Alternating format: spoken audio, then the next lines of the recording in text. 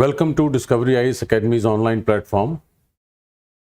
In today's video, we are going to discuss Mains 2022 Paper 2, GS Paper 2 question answer. We'll try to analyze the things and we'll try to find out the nature of the question which they have already asked.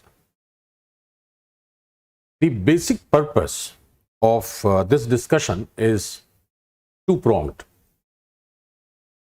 The first is that those who have already appeared, they have already written the answers, and I'm sure they must have been satisfied also. But the analysis which we are going to make today, that will help them ascertain or assume their marks, prospective marks, whether they have written their answers in the same pattern or similar pattern to a greater extent. This is one objective.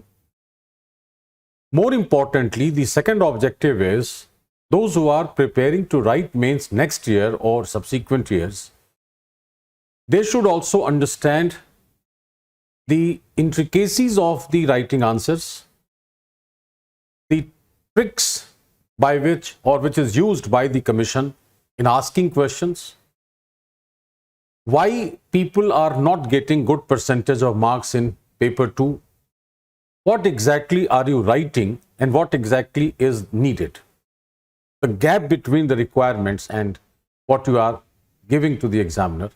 I mean the gap between the demands of the question and the facts and analysis in your answer. That gap has to be understood, then only you can remove it. So the idea is to tell you that whether do you have certain loopholes, and if yes, how to plug them. Paper 2 over the period has not been giving good marks in most of the cases. The reason is that probably we have taken it quite lightly, and the reason behind taking it lightly is that most of us feel that the things which are asked are already written in the Constitution of India, but the way they are asking the question, the pattern of the question which they have adopted is to be understood very clearly, very precisely, to understand the demands of the question in precise manner. This year's question appeared to be quite simple.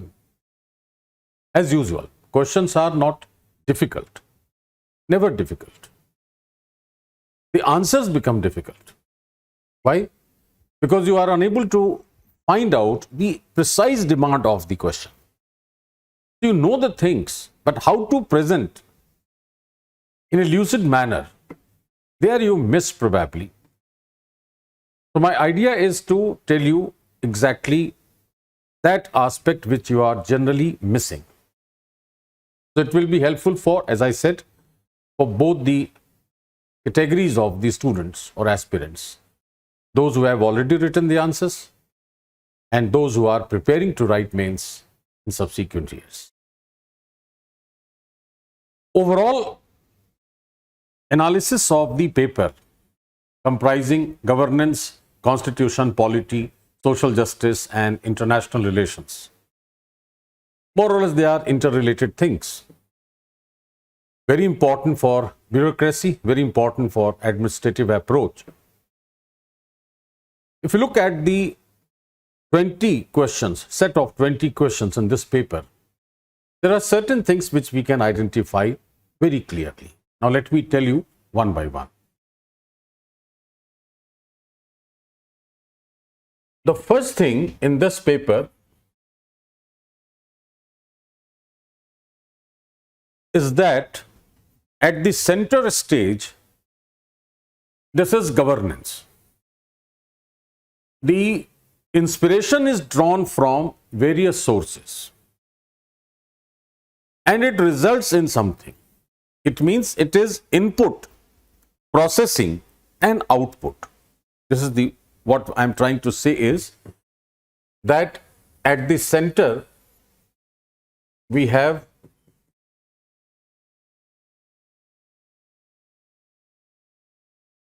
What I mean to say here is that the orientation of the questions is towards governance, but it drew inspiration from directly from Constitution of India, something from political science, something from law. At the same time, the results are in two categories. We can identify the results. One is things related to social justice and things related to policy making and implementation,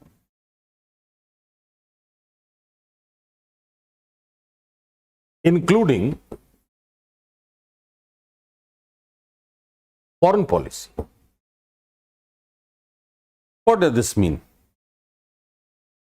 The questions on governance draw inspiration from the constitutional provisions. They draw inspiration something from political science, something from law, and they create a background. The orientation of governance creates a background for the questions which are related to social justice or related to policy making and policy implementation, which includes India's foreign policy also, which are asked in the form of questions in international relations. This is what the orientation of the paper is. It means whenever you are writing the answer, you have to keep in mind the orientation of the governance, the administrative approach, the bureaucratic approach. Therefore, the language should be simple, understandable, but succinct, must be very precise, lucid, meaningful, and expressive. This is what the requirement of this paper is. In this backdrop, we will discuss, or I'll tell you the demands and probably the style of writing the answer, and as I said, what generally people write, what do you perceive in general, and what exactly you miss. And if you miss, you don't get good percentage or higher percentage of marks. As I said, it is useful for those who have written the mains to find out or to assume what percentage of marks they may or they should expect. And those who are writing in subsequent years, the main examination, they will also understand how to understand the demand of the question and how to write the lucid and precise answer with substance. And let us not miss anything, and let us not leave any loopholes. Let me talk one by one, the questions, all 1 to 20. The first question says, the most significant achievement of modern law in India is the constitutionalization of environmental problems by the Supreme Court. Discuss this statement with the help of relevant case laws. So what is unique in this paper, one more thing is to be identified, is the focus on case laws. Generally, we say that case laws are asked for a student, or they are useful or relevant for the students of law. Why a bureaucrat? Why case laws? There are two questions out of 20 in which the examiner expressly has demanded the support of case laws in your answer. Case laws are the guidelines, the rulings of the judiciary of the Supreme Court, which may take a new direction for the administration to work. Case laws are such guidelines which bring about certain changes in the traditional provisions of the Constitution or any law, and they are the guidelines which lead the administrative machinery to understand or to know the newer ways and means of implementing the policies. That's why it is, or these case laws assume greater significance and they remain relevant. Now let's see the demand of the question. The question says the most significant achievement of modern law. What is meant by modern law? Is the constitutionalization. What exactly is the meaning of this? Of environmental problems. What type of environmental problems? By the Supreme Court. So the case laws of the Supreme Court, what are they? So there are 4 demands in this question. 1, what are the modern laws? What are environmental problems? What is constitutionalization? And whatever Supreme Court has said through case laws, why do we say that it has been the most significant achievement? These are the 4 demands of this. Now, modern laws are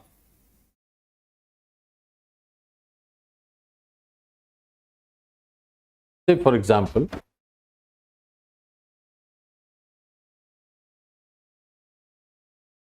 modern doesn't mean here that the law should be made in 1 or 2 or couple of years. Modern here means that it sets the new trend.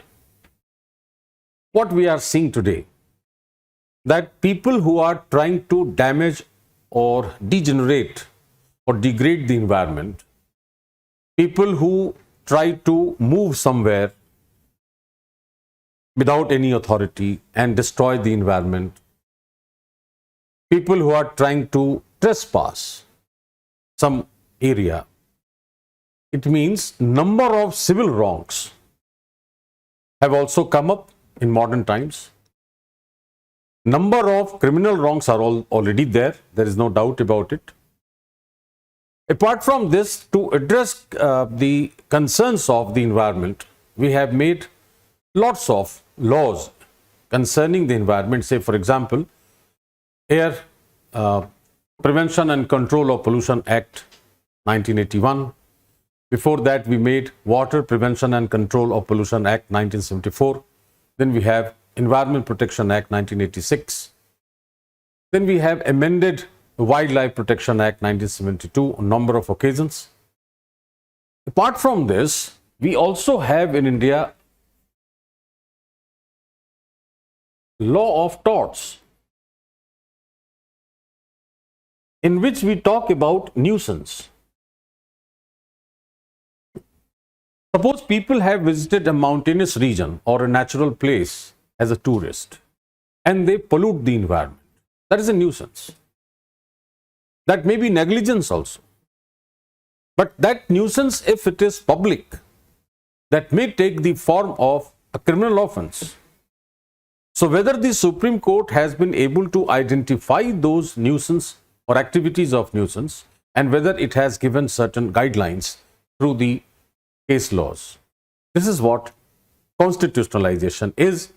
It means this particular problem of environment, whether it is related to the constitutional provision. So what you have to do? First of all, you have to write what is the meaning of constitutionalization. So linking something with the constitutional provision. And that link cannot be done by any other except the Supreme Court, because Supreme Court is the sole interpreter of the Constitution. So the question does not say that you write the facts and figures. The question demands that whether do you really understand the meaning of linking the environmental problems with constitutional provisions, and the means to link this are the case laws. For example, right to clean environment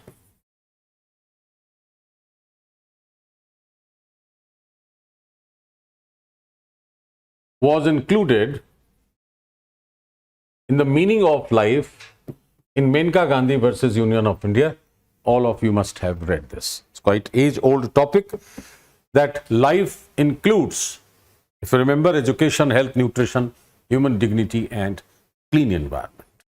Apart from this, MC Mehta versus Union of India, with very popular case, Ganga pollution case, 1987. In that, the court said that nuisance created by people is public and it is an offense. And it is a criminal offense. So Ganga pollution case,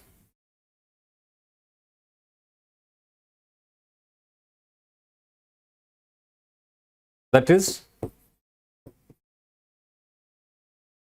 MC Mehta versus Union of India, 1987. Talks about nuisance, and nuisance becomes an offense under section 290 of the Indian Penal Code.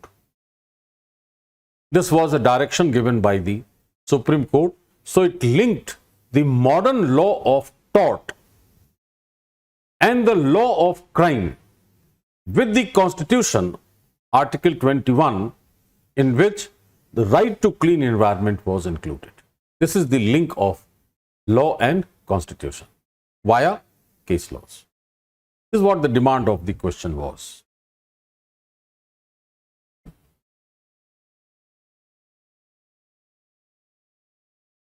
One side is nuisance, law of tort, and IPC. Another side is Article 21 of the Constitution. And in between, SC.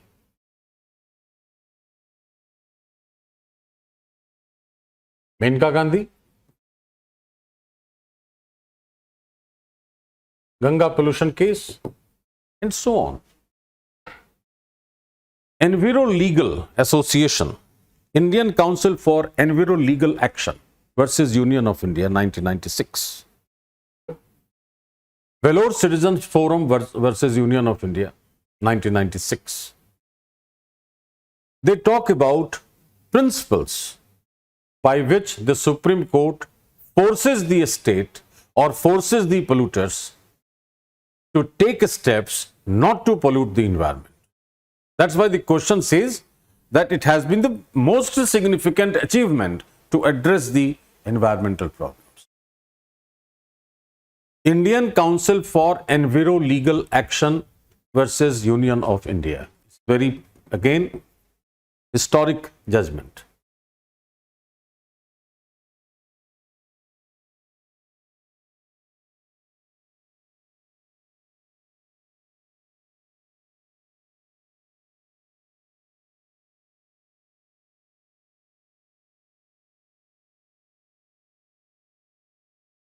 Talks about principles devised to protect the environment or to solve environmental problems, and that is precautionary principle and polluter pays principle. Two principles have been identified which you are supposed to write in the answer.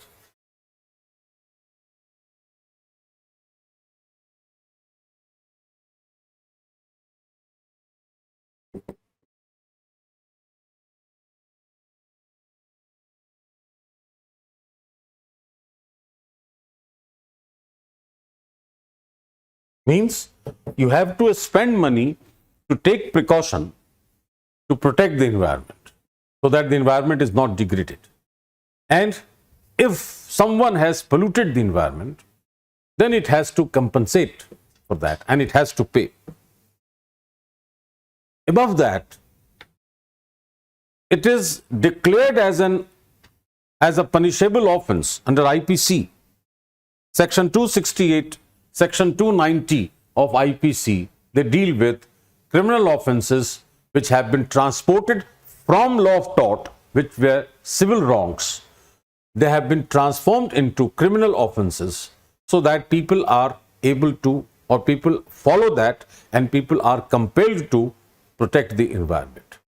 This is the reason why the question says that the Supreme Court has constitutionalized certain principles, certain actions to address the environmental problems, and that is the demand of the question. This was supposed to be written in the answer. Now let me discuss the format of the answer, what you should have written. What I talked are the details, the substance. So first thing, what you were supposed to write, that what are environmental problems, then meaning of constitutionalization of the problems,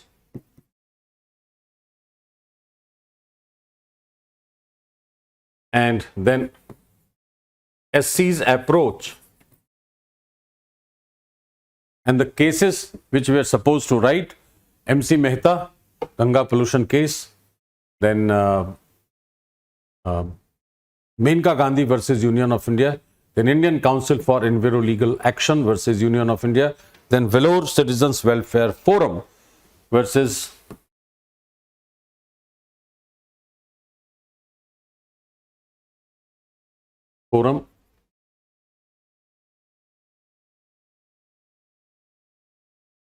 Union of India, 1996, Indian Council for Enviro Legal Action versus Union of India, 1996. All these case laws have to be written to identify the principles which we wrote: precautionary principle and polluter pays principle. In that sense, the Supreme Court has interlinked the modern laws with the environmental problems, and identification of the principles and the guidelines and the rulings given by the Supreme Court could be considered as the most significant achievement of this modern law in India. That is what the demand of the question was. Now let me discuss the second one. The right of movement and residence throughout the territory of India are freely available to the Indian citizens, but these rights are not absolute. Comment. What is the meaning of this? Comment. It's your opinion.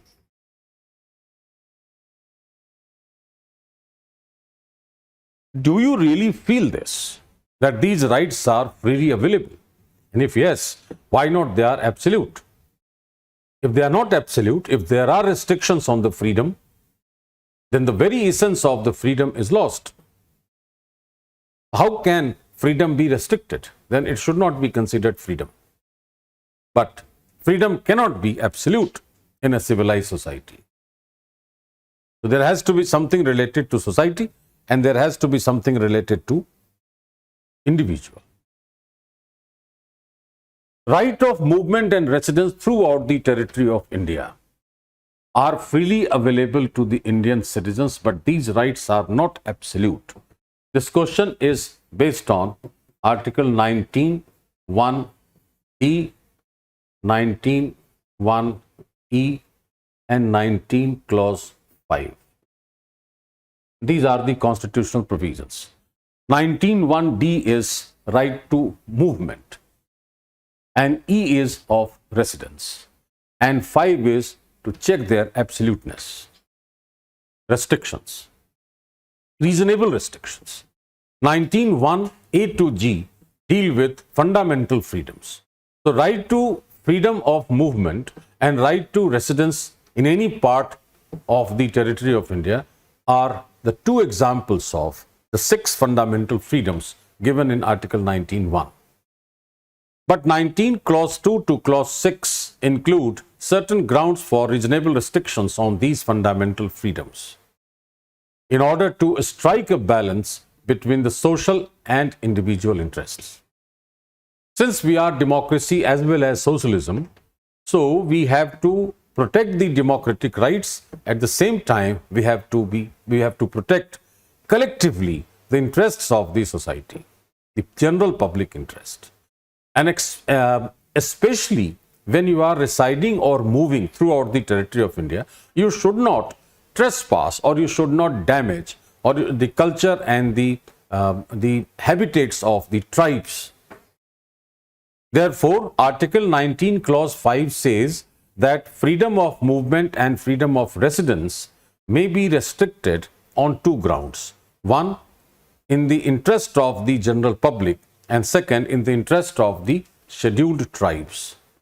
If you look at our, Schedule 5 and Schedule 6, the tribal areas or the scheduled areas are administered totally in a different manner by the President directly, and movement of people or entry of people or settlement of people are governed by law specifically designed or specifically made for those scheduled areas or tribal areas.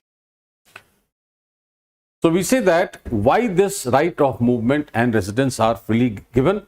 This is because of India's democracy or India's democratic nature. So first thing what you will write in the answer is that these two rights contained in Articles 19, 1D and E are the two examples of fundamental freedoms contained in 19 with the objective of ensuring liberty as enshrined in the preamble to make an individual fearless. These fundamental freedoms are given to an individual in order to ensure India's democratic setup, in order to protect India's democratic character. On the other hand, since India is also a socialist state, so collectivism is given precedence over individualism. So social interests are given precedence over individual interests. That is the reason why these two rights, which are given freely for the purpose of protecting democracy, are restricted reasonably on two grounds under Article 19, Clause 5. One is in the interest of general public and second in the interest of the scheduled tribes. The idea behind this is to include the tribal population into the mainstream and making the democracy of India inclusive. This is what the analysis of this question is. Generally, what we feel that this question is absolutely fact-based. I have also written the two facts, three facts, 19.1DE, 19.5, and you can write the answer that way. But why it has to be answered? And that why means, why this? Why you have given this right freely? And why did you restrict? Freedom should be unrestricted. Liberty and freedom are natural rights, so they should be unrestricted. But it is not unrestricted, it is not absolute. Why? Because it is a civilized society, and civilized society cannot give freedom unrestricted. Negative liberty cannot be granted. The reason of this restriction is to strike a balance between the individual and social interest because of the constitutional goal of democratic socialism. So we have given individualism and collectivism, we have balanced it, but collectivism gets precedence. It means social interests get precedence over individual interests, and that is the reason why we have restricted the freedom. And the ground which we have set, one is obviously the collective interest, public interest, and specifically the interest of the tribes to include them into the democratic setup. So this particular article, this provision or this restriction not only checks the absolute nature of the right, it also tries to transform Indian political democracy into inclusive democracy with a socialist approach. So one sentence we can write in our answer that this statement, because it is within the quotes, the given statement is guided by democratic socialist approach. That is the reason why democracy supports the free availability of these rights, and the socialist approach restricts them from being absolute. We can start the answer with this language.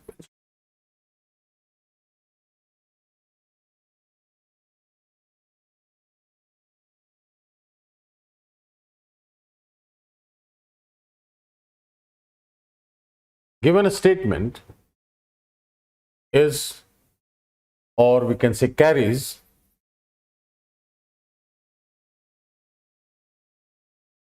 a democratic,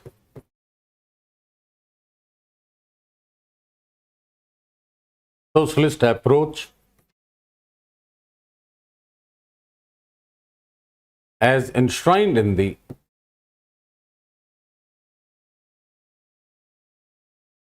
Constitution of India.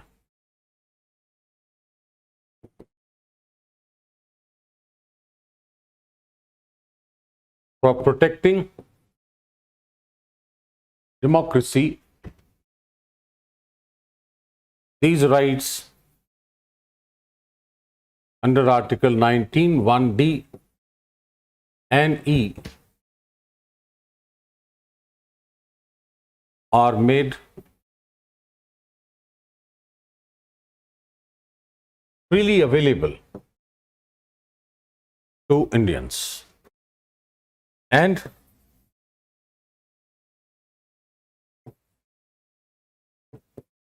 with socialist approach,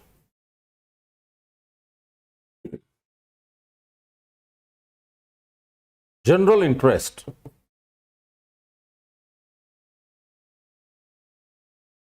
and community interest of tribes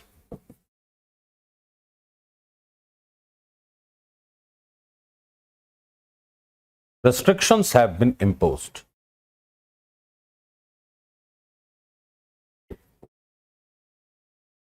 Under Article 19, Clause 5.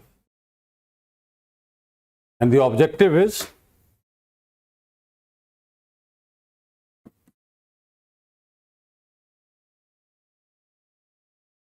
to strike a balance between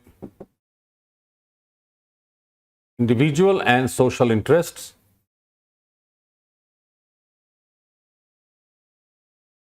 and to make India's democracy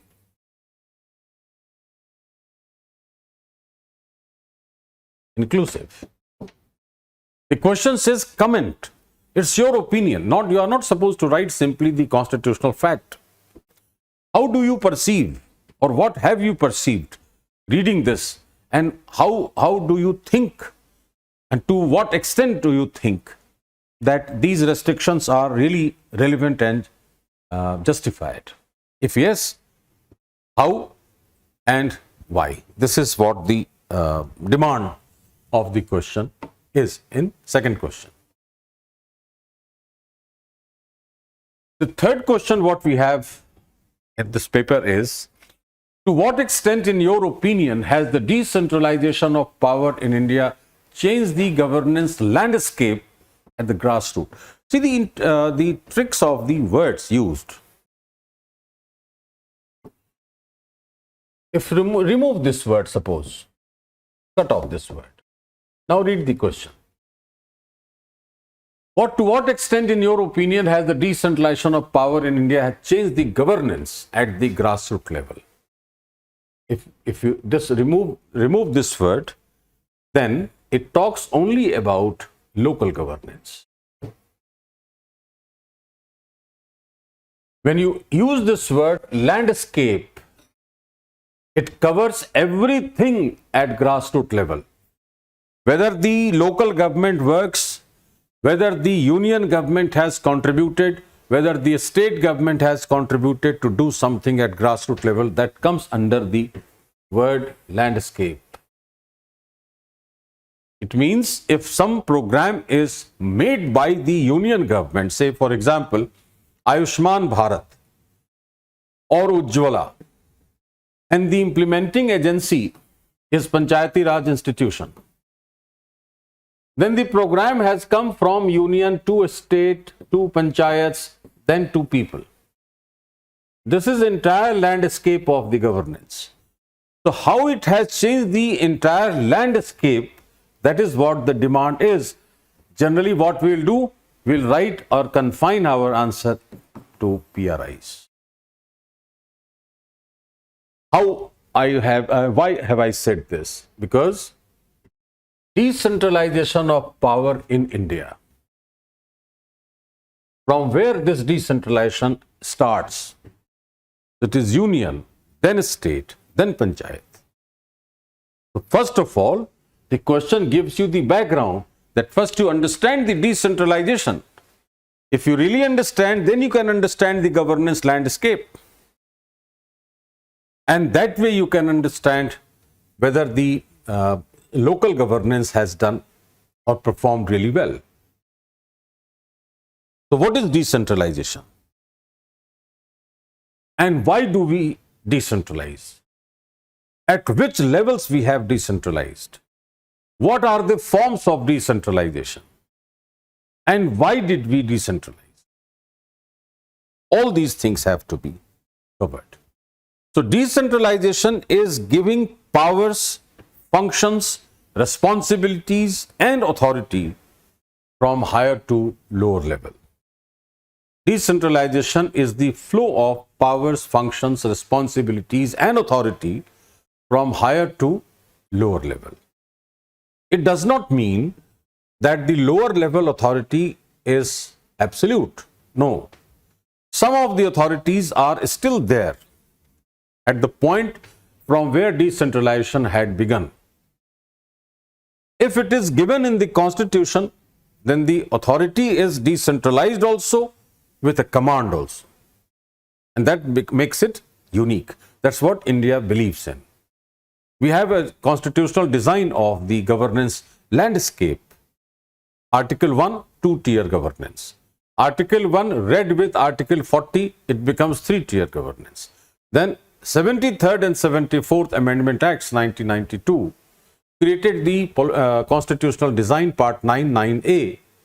So 243 to 243(zg), that gives local governance.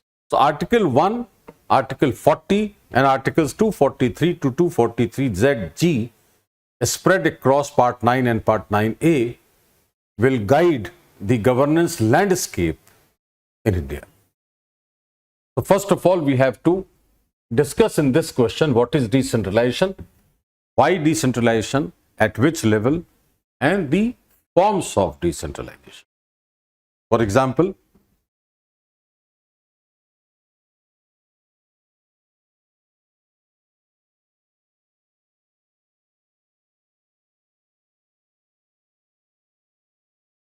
this is flow of, or you can sketch like this. Higher authorities,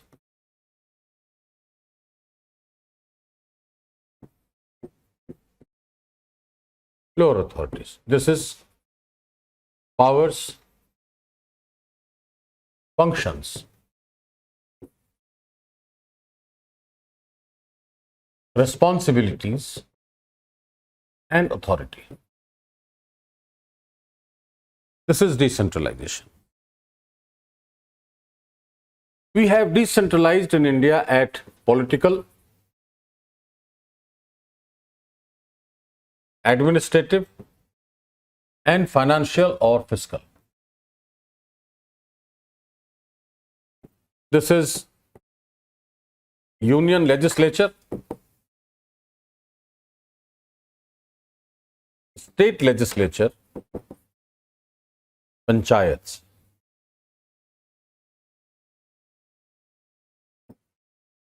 This decentralization is democratic in nature. Why? Because Lok Sabha is directly elected, Vidhan Sabha is also directly elected, and Gram Panchayats are also directly elected. So that is political decentralization in the nature of democracy. Here we have central government, then a state government, and then local government. These two governed by Article 1. This is Article 40. Here also Article 1 40 and part 9 and 9A. And then we have financial. For union, you have list 1. For state, you have list 2. For panchayats, you have 11th schedule, and municipalities, you have 12th schedule. This is again governed by Article 1. This is 40 and Part 9 and 9A. You have the constitutional design of this landscape, governance landscape. Now the question says, to what extent, in your opinion, has the decentralization of power in India changed the governance landscape? The governance landscape is this. It covers union, state and local. So union government also tries to give certain provisions to the panchayats directly. The state government also gives, and the constitution has also given the panchayat certain rights.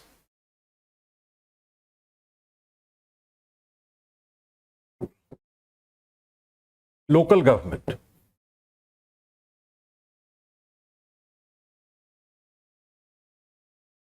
Resources come from state.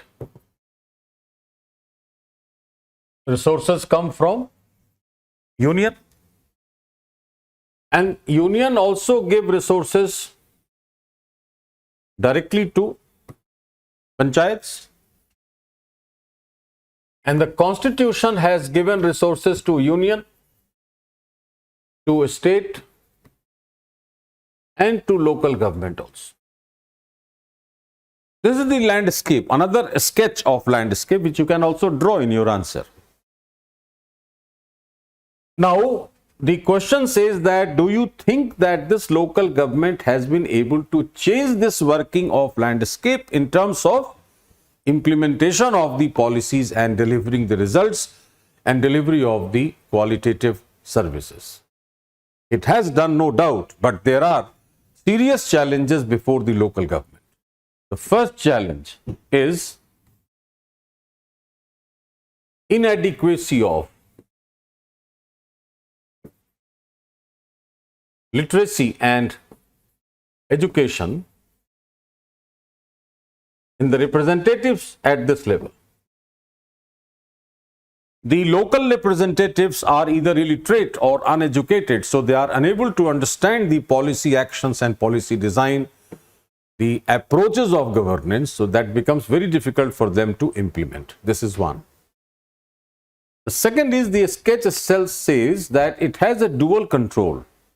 The state controls the panchayat, the union also controls, and the constitution also controls.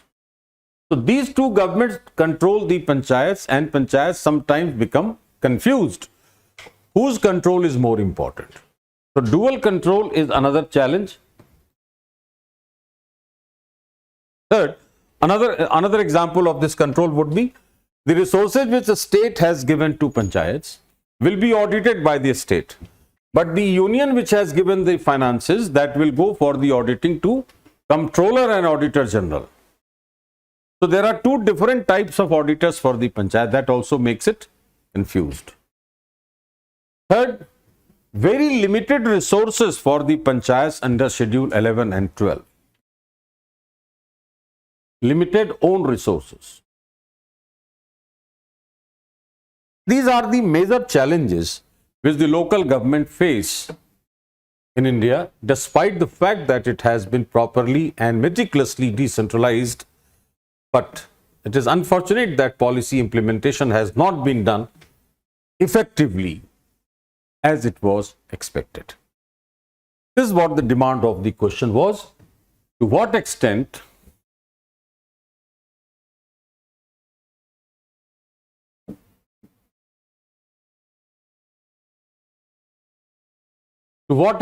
in your opinion, has the decentralization of power in India changed the governance landscape? So what I told you, The meaning of this, the concept of decentralization of power in India, and the interrelation between this. And finally, we have given our own opinion that there are challenges faced by the local government at the grassroots level. Therefore, they have not been able to deliver the things as desired or as expected. Still, the process is on and things may change if we really address these issues.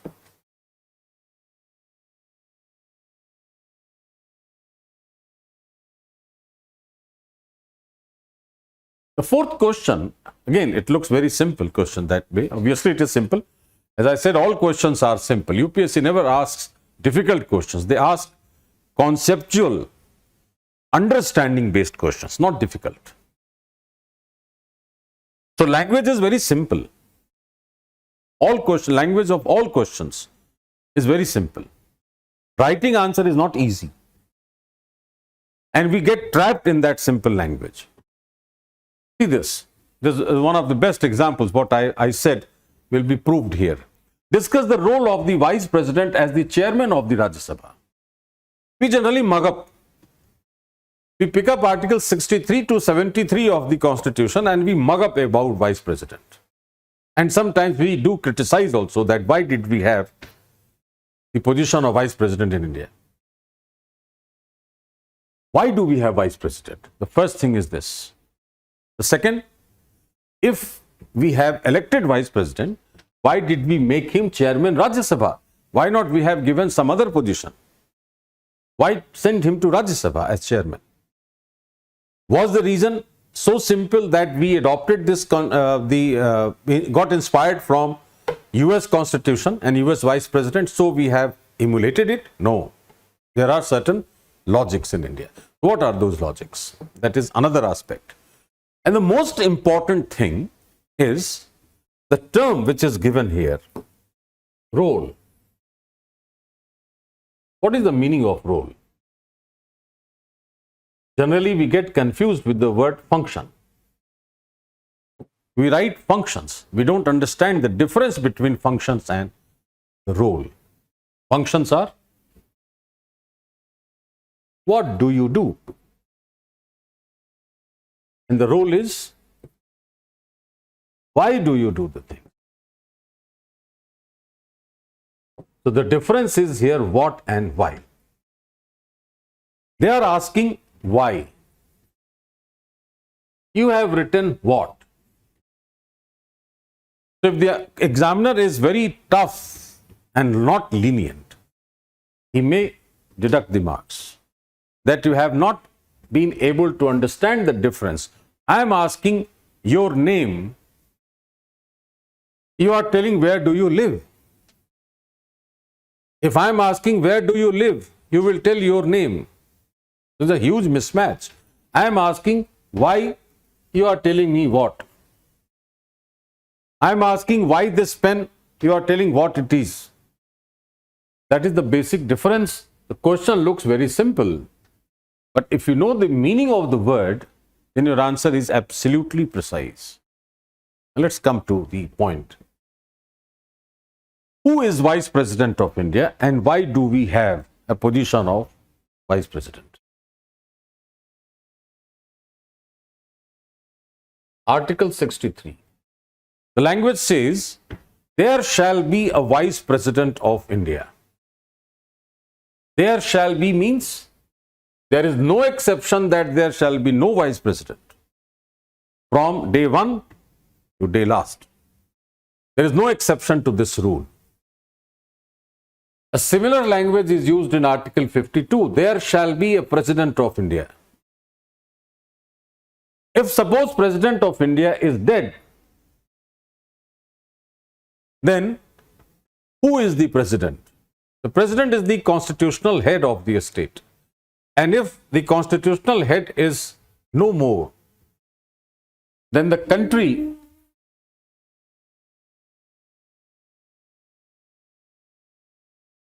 is without head. If the body is without head, then the body is of no use. If the country is without head, it is called anarchy. So if there was a provision that there shall be a President of India, it means there is no exception to this rule. Therefore, there cannot be any situation when President is not present and President is missing. If it happens, then the Vice President will become President to prevent anarchy. In our answer, what we should write? That Vice President of India under Article 63 of the Constitution is to prevent any possibility of anarchy in India in case the presidential office became vacant. That is the reason why Article 52 and 63 have the same language, that there shall be a President of India and there shall be a Vice President of India. This is the significance and relevance of Vice President. Second is, why do we give him the position of Chairman Rajya Sabha? Now, what is Rajya Sabha?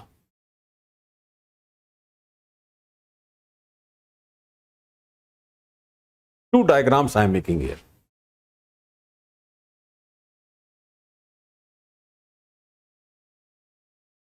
Upper house is Rajya Sabha, lower house is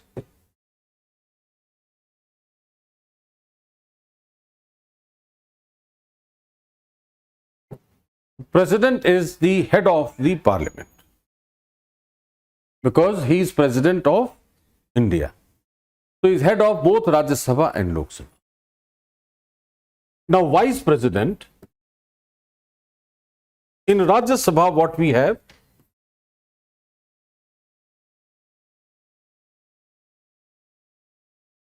States,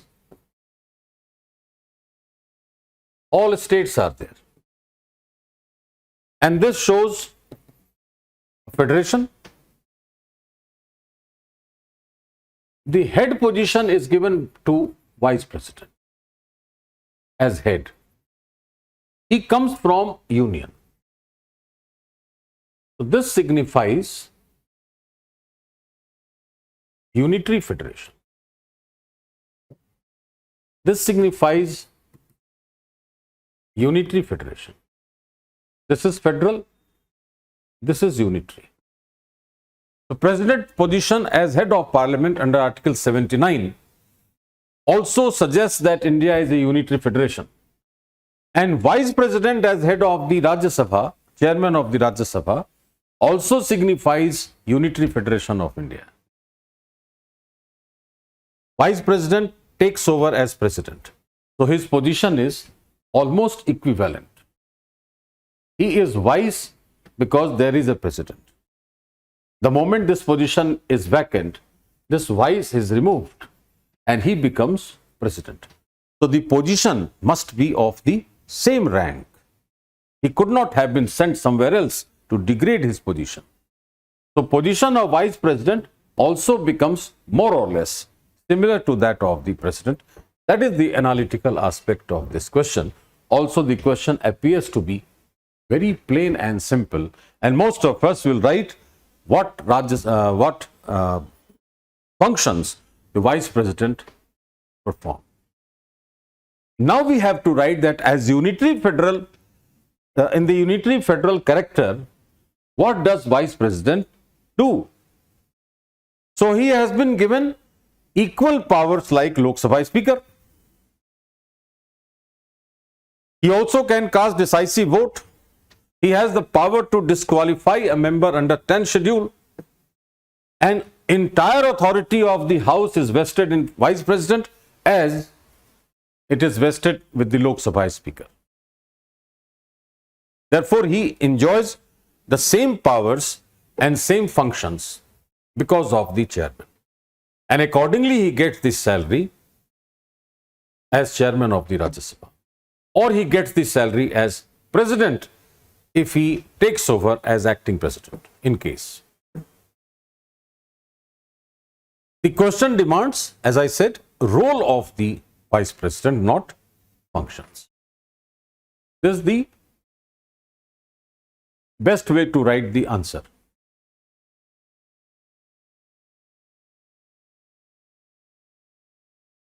The fifth question says, discuss the role of the National Commission for Backward Classes in the wake of its transformation from a statutory body to a constitutional body. It is forcing you to write the process of transformation. Transformation is guided by evolutionary streak, guided by evolution. So how did Backward Class Commission evolve in India? And finally, it has touched the level of being a constitutional body, the highest level in the evolution. And then what are the advantages? The first commission was Kalelkar, 1952. Then Mandal Commission, 1979. Why did we write these two names? Because the commissions were set up under a particular person. So Kaka Kalelkar, the first Backward Class Commission, according to Article 340 of the Constitution.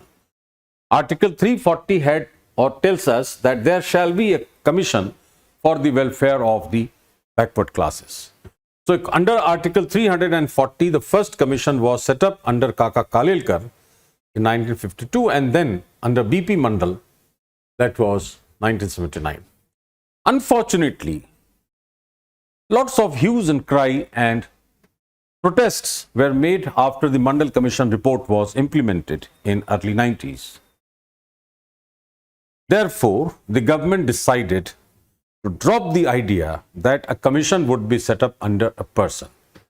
And we transformed this person-based commission to a statutory commission. And we made the National Commission for Backward Class Act 1993. So that there would be no personal grudges against anyone. And the commission would do exactly the same what the law has prescribed. This was the evolution of the commission from person-based to statutory. Now, in 2018, by the 102nd Constitutional Amendment Act,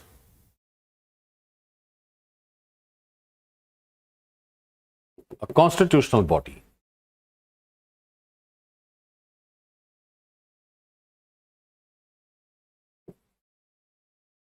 under Article 338B, we transformed this body, person-based body, to a constitutional body from 2018, and we inserted an Article 338B incorporating the National Commission for Backward Class. What is the advantage? The recommendations become binding. This is the best advantage of a constitutional body.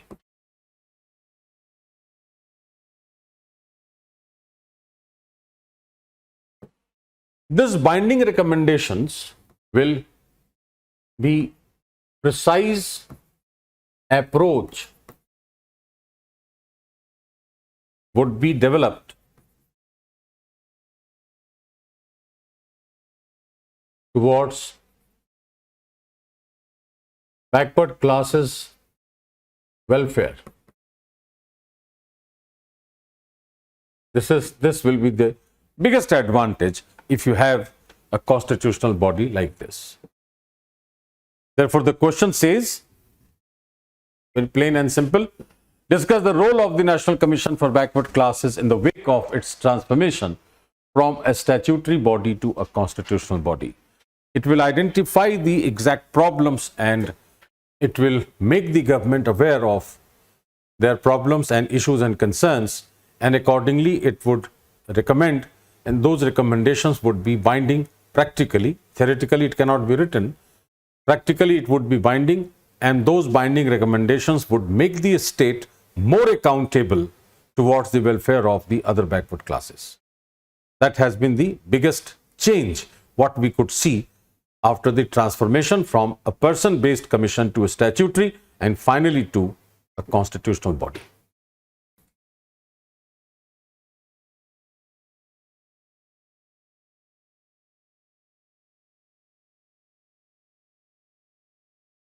Integrated planning and coordinated implementation. By bringing 16 ministries on the same platform, this is one aspect and probably the most important. 16 ministries at one platform. They will coordinate and they will plan together, so that will be integrated. Planning will be integrated, and while implementing that plan, all the ministries will coordinate, all agencies will coordinate. So, best idea is what? To reduce the interministerial gaps, we can say. Interministerial coordination is very, very important. Interdepartmental coordination is very, very important to ensure that a program yields desired results. Therefore, we say that this approach, whether it is used by government directly or public-private partnership, this approach will ultimately improve interdepartmental and interministerial coordination.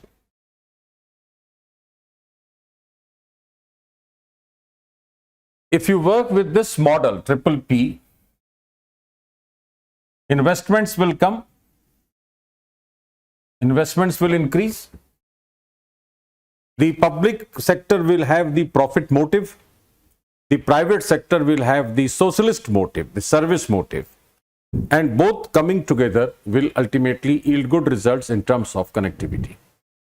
Therefore, we say that Gati Shakti scheme is going to definitely improve the connectivity with the help of the government and private sector joining hands.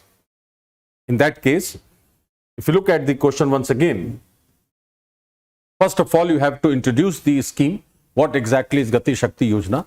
Why was it launched? And then meticulous coordination between government and private sector. The basic idea of the Gati Shakti is in integrated planning and coordinated development. Based on that, in that backdrop, we have to write that it is primarily focused on meticulous coordination between, not only between departments, but also between ministries and also between the government and private sector. The private sector will ensure that the money flow increases, the investments increase, and the private sector will have the welfare motive and the government sector will have the profit motive, and together when they work, they will definitely coordinate with each other, and ultimately the result will be improved connectivity. Therefore, this scheme, though it is highly ambitious, but it has all viability of becoming successful. This way we can conclude also, and this way we can pick up the answer, we can start the answer with the introduction of the scheme. And as I said, we have to discuss, so we have to explain it properly and support your explanation with certain facts.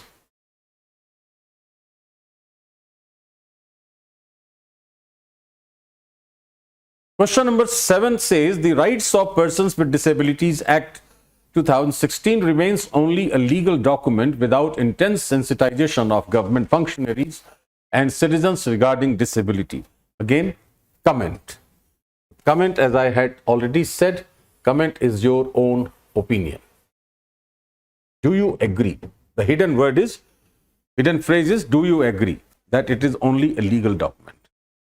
Rights of Persons with Disability Act 2016 had replaced a similar act of 1995.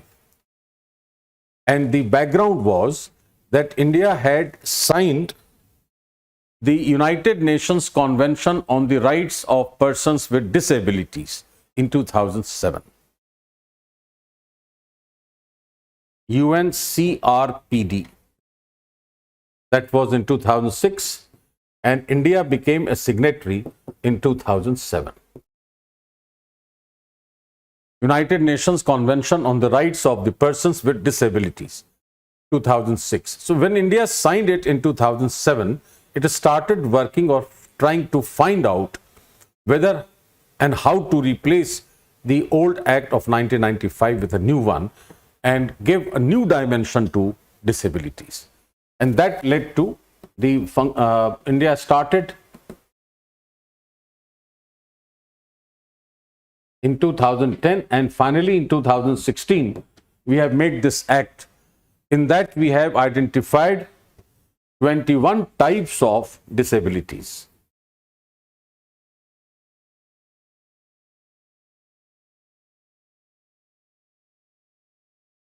So law is very stringent and law is very important in that sense, we can say. It stresses on first principle, no discrimination. The basic theme, essence of the law is that let us not discriminate against them. If you do not discriminate, then what will be the outcome? That these disabled people will be included in the mainstream and they will ensure their effective and full participation. This is the second aspect of that. And third is, all such people must get equal access to all resources. They must get equal opportunity for everything. So three principles are included in this particular act: no discrimination, inclusion, participation and inclusion, and third is equality of opportunity.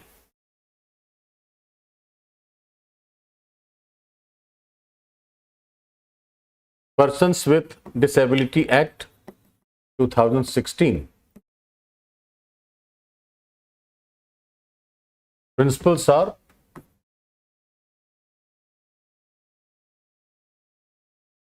no discrimination,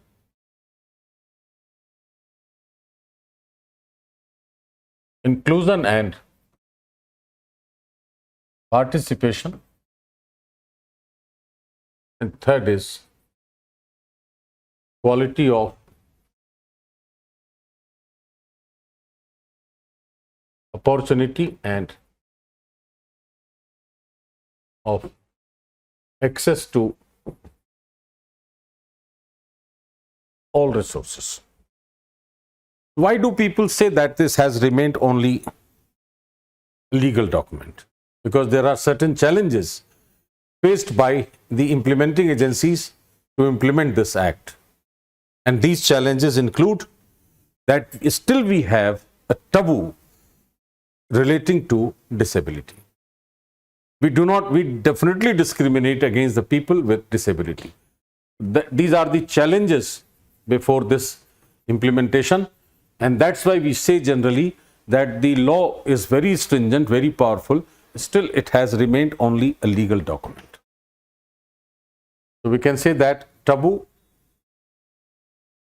relating to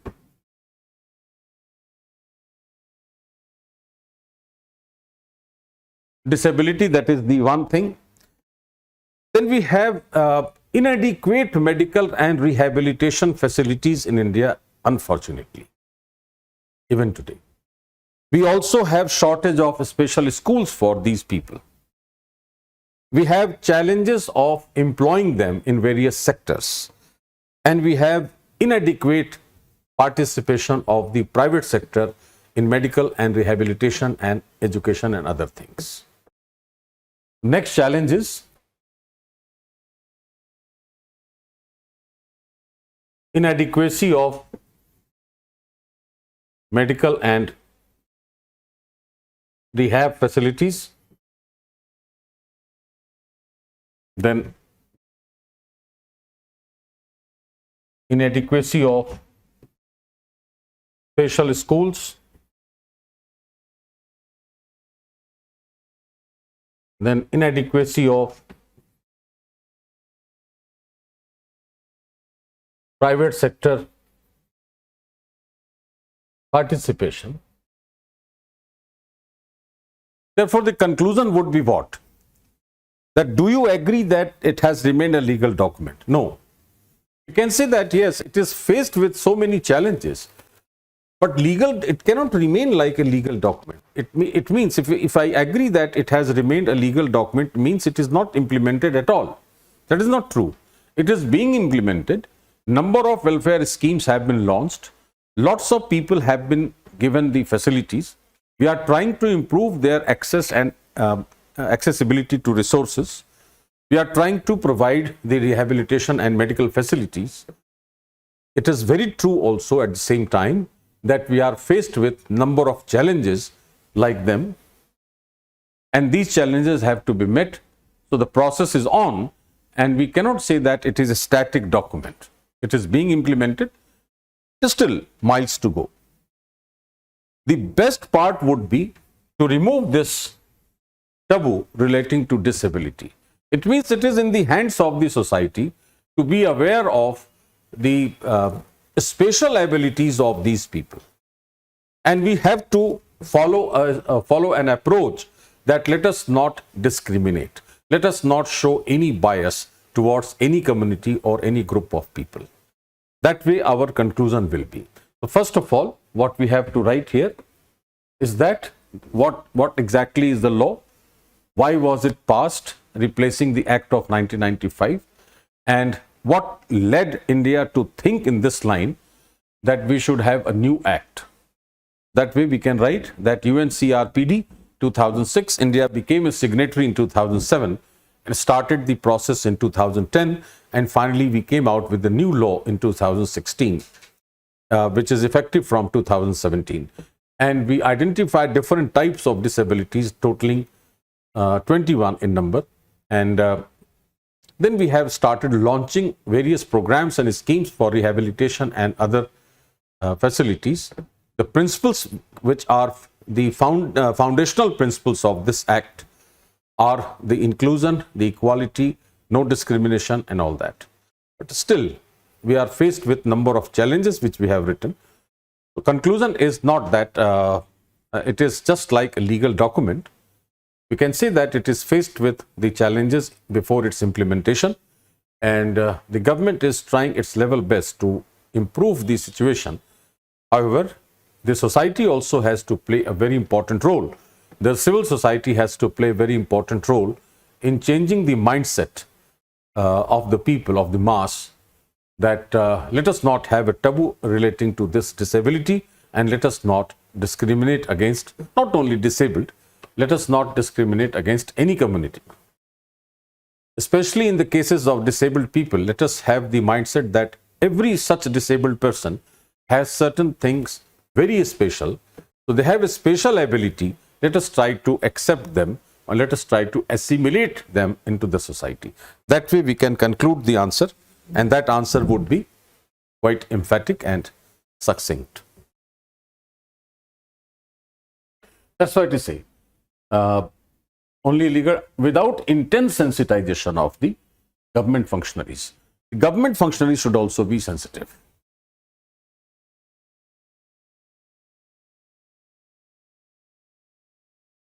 Reforming the government delivery system through the direct benefit transfer scheme is a progressive step, but it has its limitations too. Comment. Comment here again is opinion. Reforming the government delivery system through the direct benefit transfer, DBT scheme. DBT scheme was launched in January 2013, and the idea was to transfer the money directly into the account. Subsidies. Subsidies are, we say that they are negative tax consumption expenditure, but subsidies are very, very important for us so far as the development, production and growth is concerned at the grassroots level. But the problem with India was, before this DBT, that we could not identify precisely the beneficiaries. So we linked the Aadhaar, and we linked the mobile, and we linked bank account. We made a trinity of that, And that's why we started transferring the money directly into the account of the beneficiary. And that has transformed the delivery system of the government. We have a trinity, jam we say.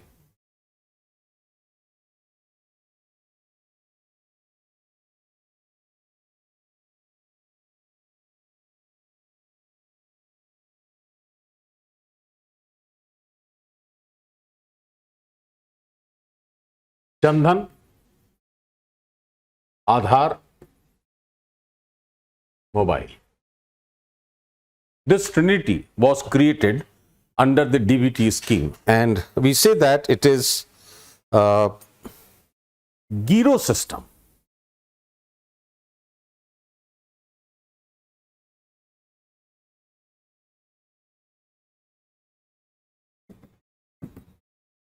Giro system is transfer of money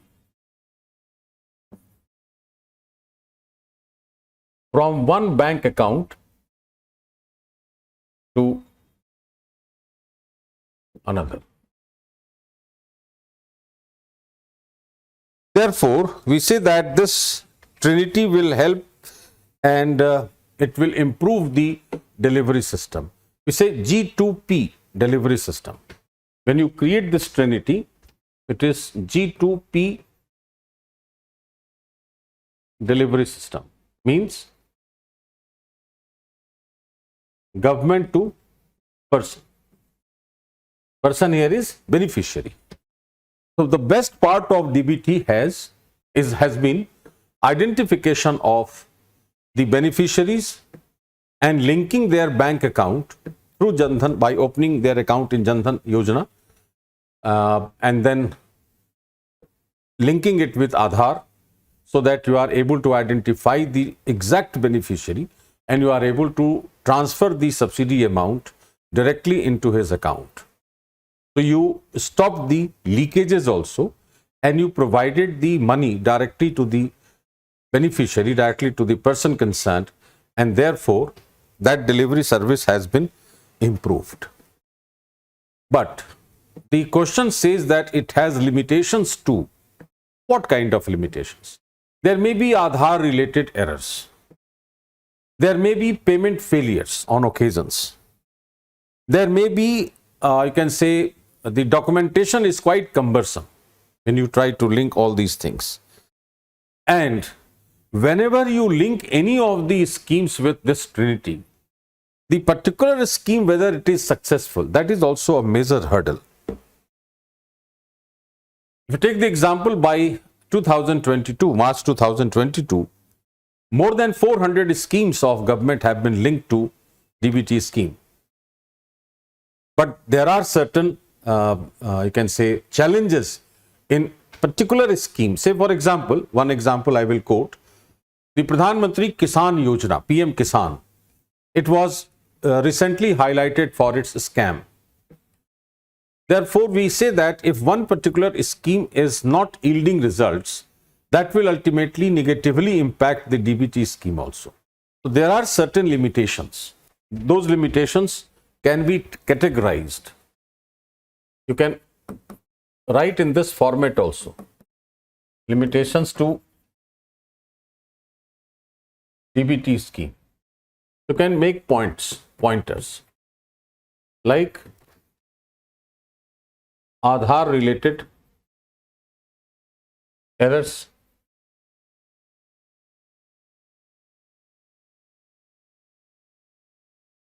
payment failures, scams in particular government scheme, and then we have documentation has been cumbersome.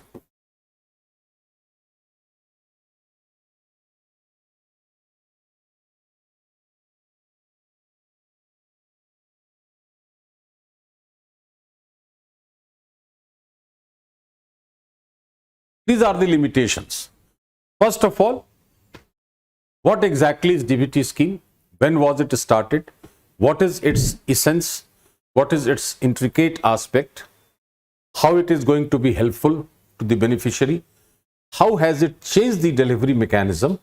In that point you have to write the jam, the trinity. Then how many schemes have been introduced or linked to this DBT scheme. Then the mechanism of delivery is G2P. All these we have to mention, and then we have to point out these limitations of this scheme. And finally we can conclude that despite the limitations, the best part of this scheme has been that it has transformed the mindset of the government also. It has made the government more accountable to the delivery of service and payment of subsidies. It has brought the people closer to the governance, because now people are able to understand that government is trying to deliver the things directly to them. That way it is trying to change the mindset, and it is bringing behavioral changes in the delivery system. This way we can conclude, and we can give our own opinion in that sense, because the question again says comment. So your understanding, after analyzing the facts, you can quote your own opinion in that sense.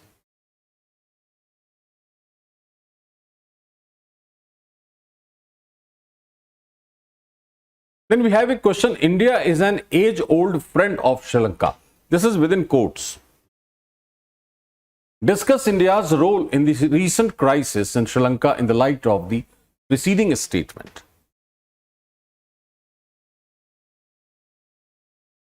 India is an age-old friend of Sri Lanka. Is it true? The answer is yes. And in the light of the preceding statement, how has India as a friend helped Sri Lanka? Not as a neighbor simply, not as a nation state simply. How has it helped Sri Lanka as a friend? This is the demand. That's why it writes in the light of the preceding statement. What we have to write?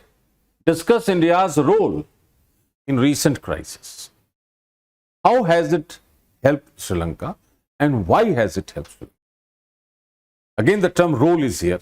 So why you have to write? It means a general perception of international relations is that nobody is friend or foe in politics. In true sense, we have friendly relationship, but are we really true friends in politics? No. We have friendly relationship. We have natural allies. We have at international level, if they are culturally, ideologically, socially close, historically close. India and Sri Lanka have been historically, culturally, religiously close since time immemorial. Therefore, we say that we are natural allies and we are age-old friend. Even then, when you talk about geopolitics in international relations, then none of the countries will come forward to extend its help to any other without a geopolitical element in that help. That is the reason why the term role is asked. It appears that India has helped Sri Lanka as a friend, but isn't a role of India, or isn't an element of geopolitics in India's helping attitude? Certainly it is. Why?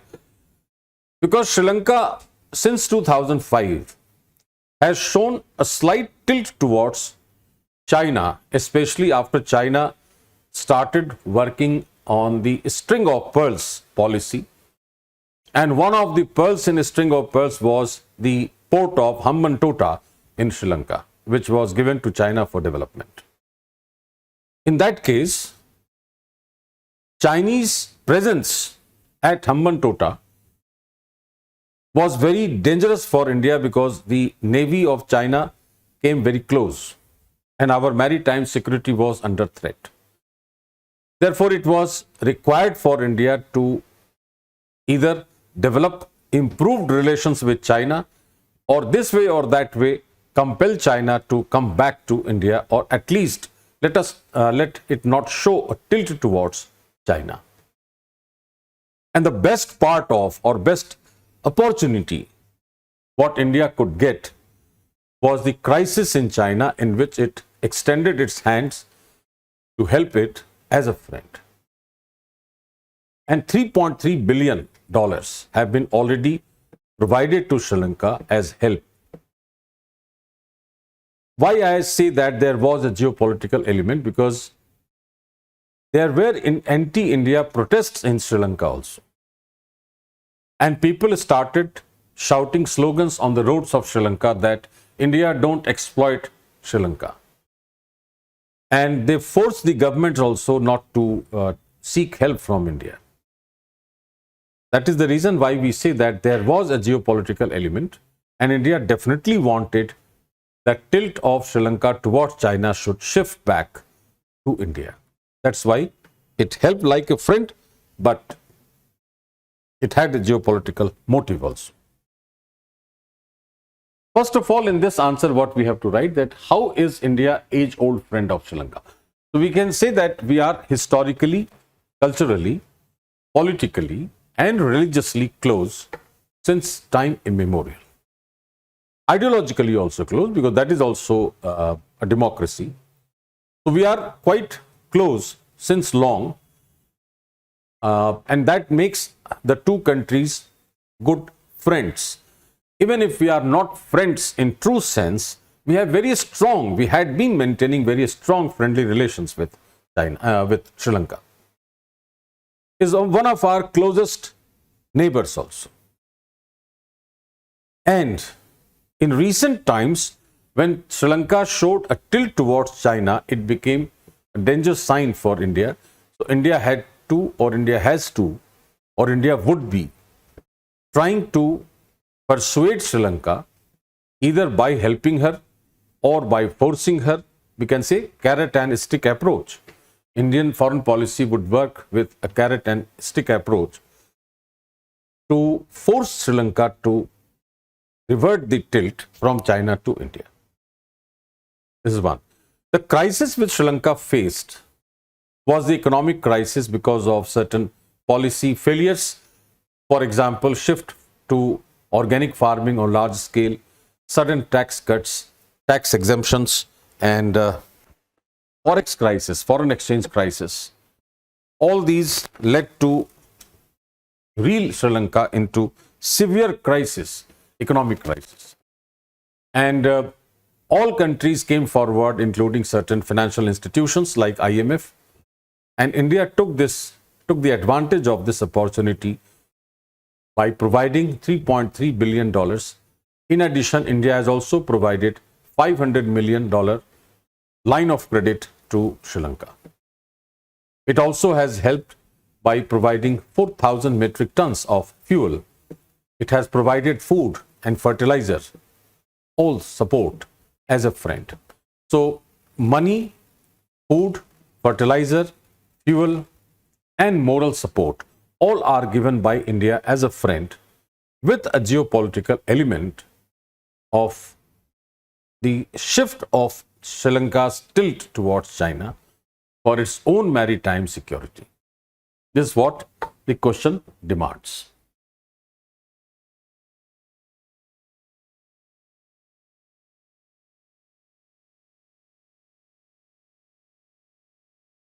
The next question before us is, do you think that BIMSTEC is a parallel organization like the SAARC?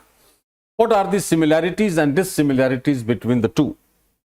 How are Indian foreign policy objectives realized by forming this new organization? Now again, your opinion is sought. Do you think? Forget about government. What is your opinion? BIMSTEC is a parallel organization like SAARC. So these two have to be discussed, similarities and dissimilarities. And if India has shown a tilt towards BIMSTEC, how it has contributed to realize India's foreign policy objectives? So 2-3 things are demanded. Your opinion, similarities, dissimilarities between SAARC and BIMSTEC, and whether the policy step of India was really justified. Now let's see.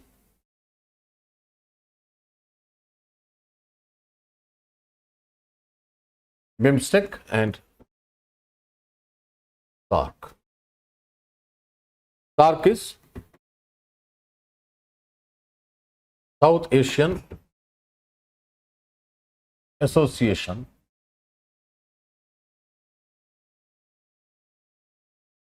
for Regional Cooperation, established in 1985. This is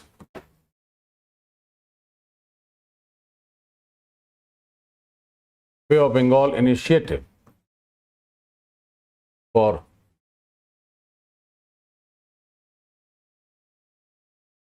multi-sectoral, technical and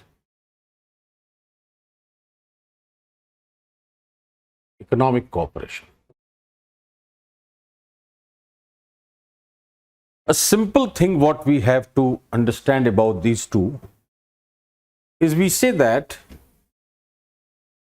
one side is South Asia, another side is Southeast Asia, and BIMSTEC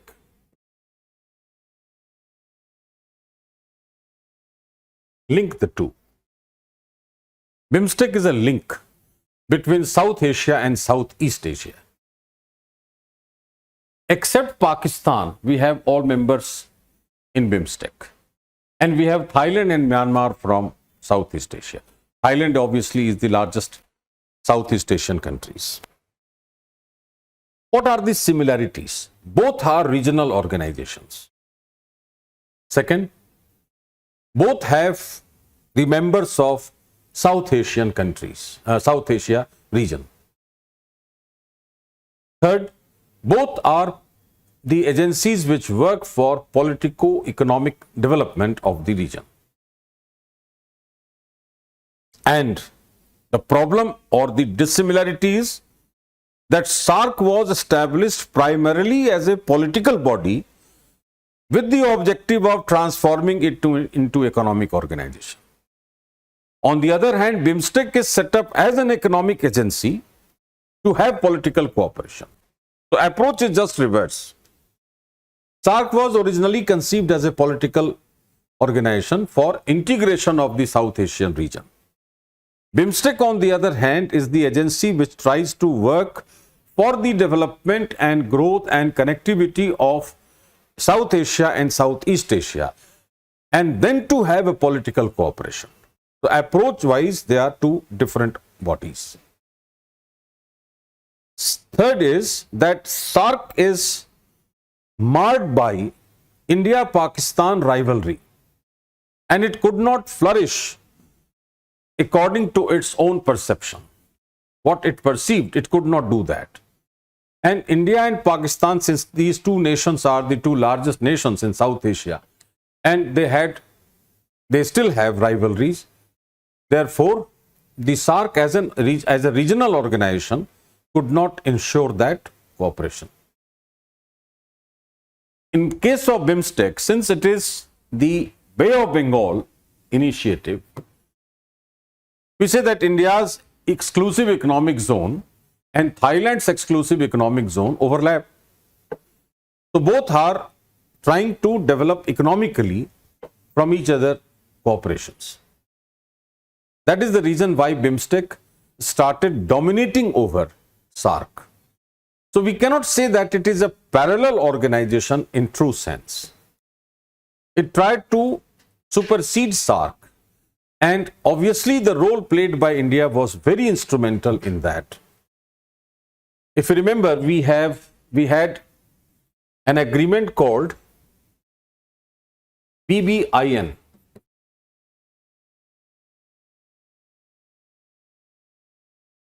Bangladesh, Bhutan, India, Nepal Transport Agreement,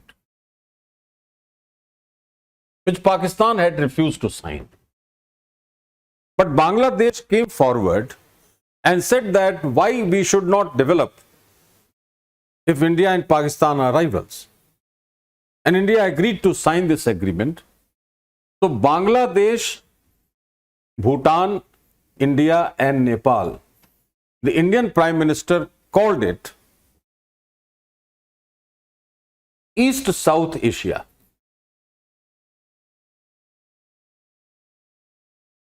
The East-South Asia was also made popular as India's SAARC -1 strategy.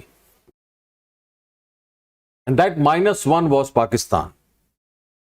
So India tried to come out of the vault of South Asia and spread its wings across the maritime regions. And that made India emerge as a major player in the maritime sector. So India had two visions. One was Act East, trade and security. And also India had a vision of India-Pacific Forum. So BIMSTEC is guided by Indo-Pacific, you can say, vision. It is also guided by Act East policy of India, and it is for economic cooperation, technical cooperation among the member states in that region to make it peaceful, stable and secure, and come out of the grip of any kind of rivalry between the two nations. That's why we say that it is not simply a parallel body with SAARC. It is in fact dominating over SAARC, and it has overtaken SAARC in terms of development and cooperation. This is the advantage of BIMSTEC, and that's why India has played very instrumental role in this. So India's foreign policy objectives, which were highlighted in Act East policy from 2014, and India's Indo-Pacific vision, all these objectives are being realized by playing an instrumental role in BIMSTEC in linking South Asian region with the Southeast Asian region, so far as trade is concerned, so far as investment is concerned, so far as security is concerned. So it is a part of India's blue policy, oceanic policy or maritime policy.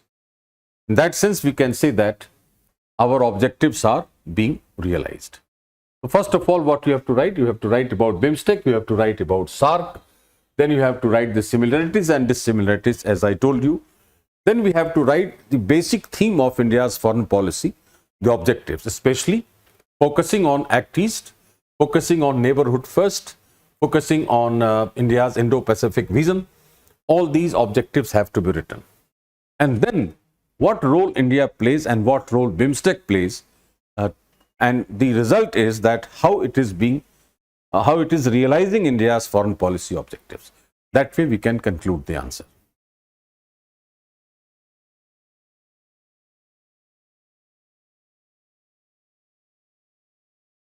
The next question is that discuss the procedures to decide the disputes arising out of the elections of a member of parliament or state legislature under the Representation of People Act 1951. What are the grounds on which the election of any returned candidate may be declared void? What remedy is available to the aggrieved party against the decision? Refer to case laws. Remember, in the first question I told you that case laws are being referred now expressly by the Commission. RP Act has been mentioned in your syllabus explicitly. Salient features of Representation of People Act, that's the umbrella act for conduct of elections in India. Of course, we have Article 324 to 329 in the Constitution, but this is probably the most significant act, still very relevant, and has lots of provisions for conduct of free and fair elections. So far as disputes are concerned, Part 6 of the Act, Chapter 2, Section 80, deals with the disputes. It says, again, discuss, means explain with facts Procedure to decide. So you have to write the procedure. Section 80 in section 80 to 84, we can say. Section 80 to 84 in chapter 2 of part 6 of the RP Act 1951 deal with the disputes. It says that every such dispute must be brought to the High Court through an election petition.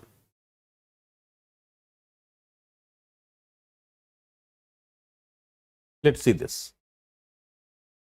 Before that, I will tell you that RP Act 1951 was amended in 1966. What was done? Election tribunals were abolished and powers transferred to high courts.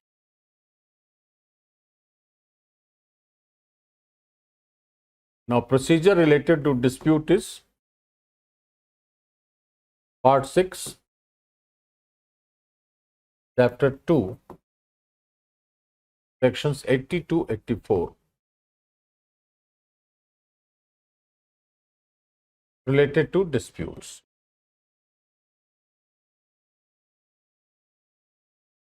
It must come through election petition, not a general petition. That will go to High Court, and High Court will settle down the dispute. This is the process.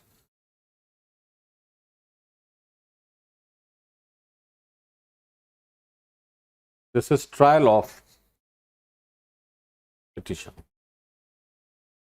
Trial of petition is done under section 86 of the RP Act by the High Court, and High Court will give the final decision whether to countermand the election or whether to disqualify the member's election or disqualify the member. That is what it is done. Now, the question says that what remedy is available to the aggrieved party. So, remedy is in the form of appeal.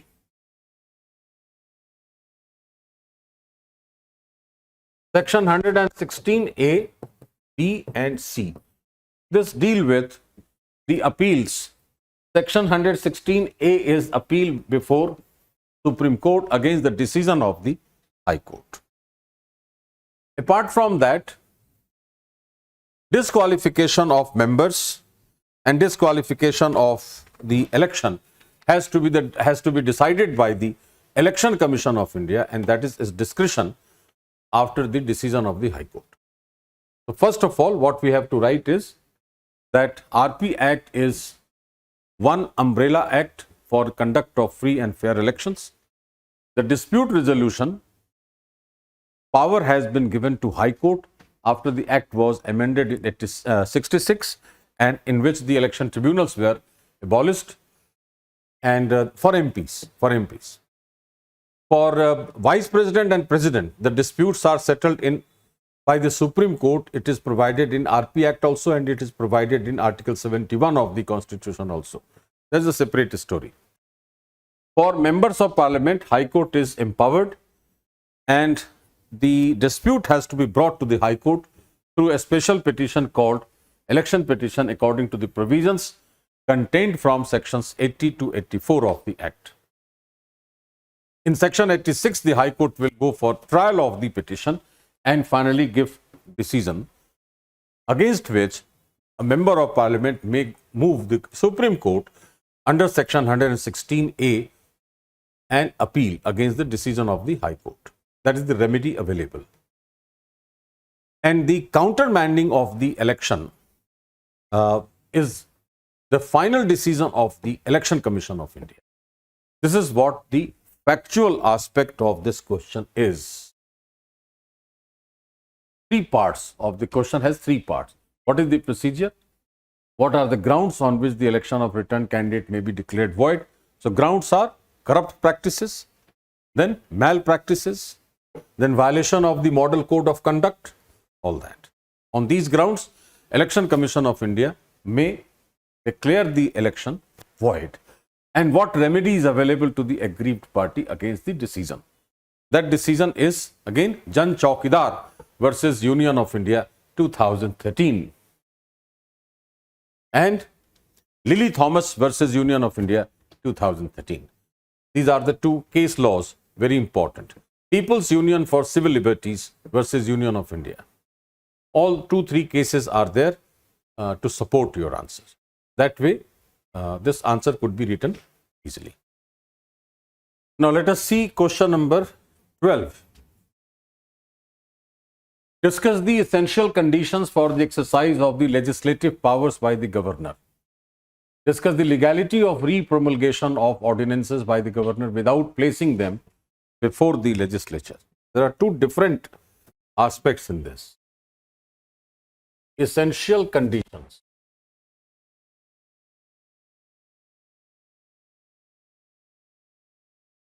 Articles 174, 175. Re-promulgation, legality of re-promulgation of ordinance by the governor, Article 213. What are the conditions? What are the legislative powers of the governor? Now, governor in India enjoys the same position what president enjoys at the center. If you make the structure of India,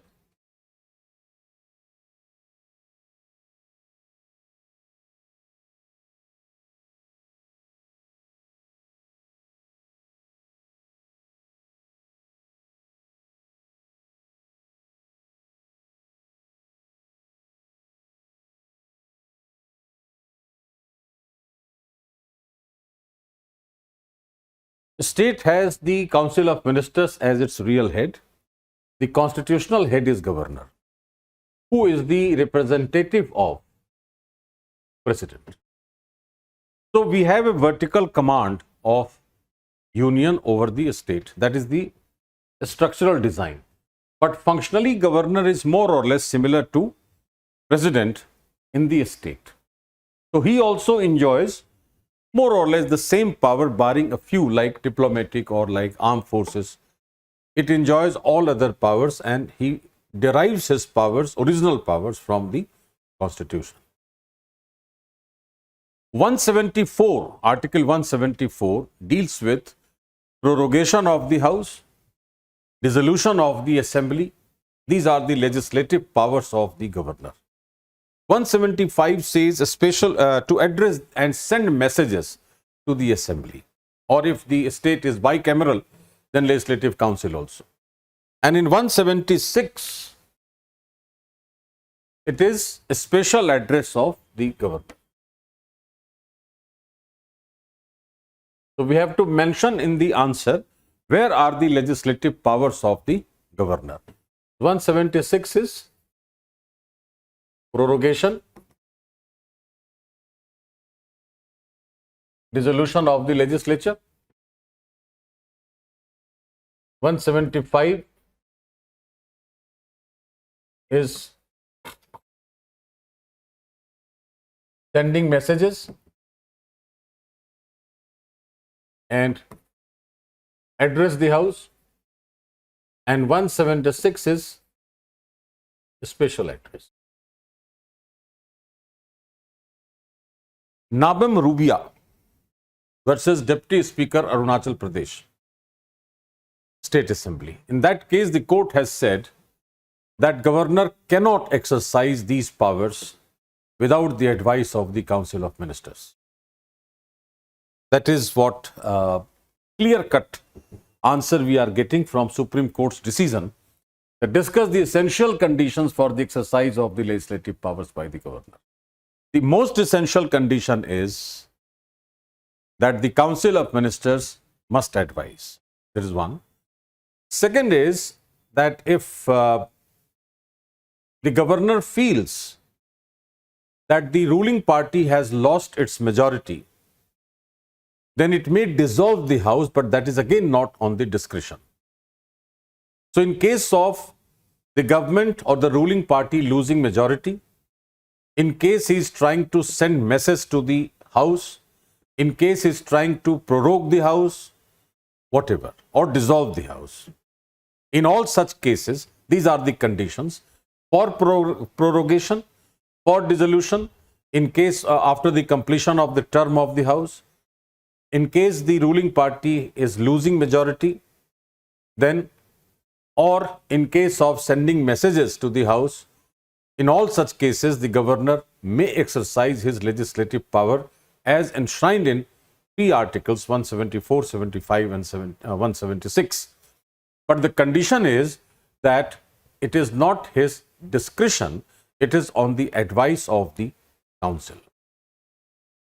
And a case law is Nabum Rabia versus Deputy Speaker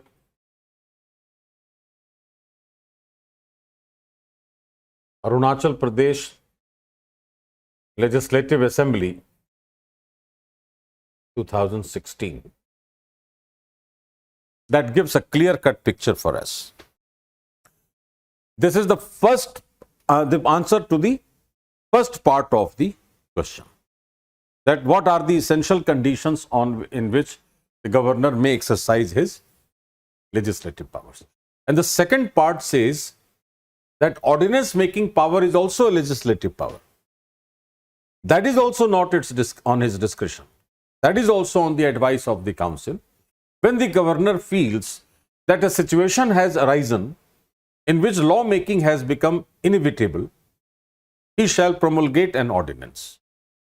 But the condition is that once the ordinance is promulgated, it must be presented before the House once it resumes its session, because the ordinance cannot survive for more than 6 months, and once the House has resumed its session, it must approve the ordinance within a period of 6 weeks, otherwise it will lapse automatically.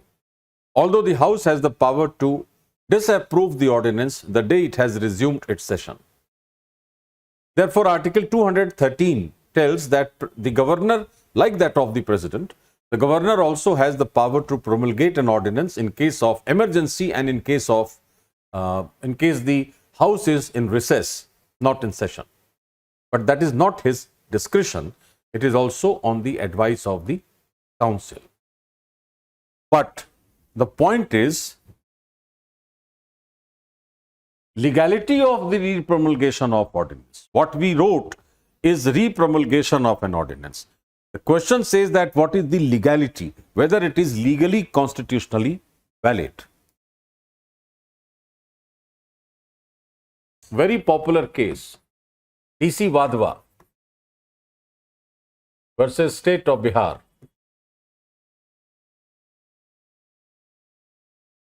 (1987).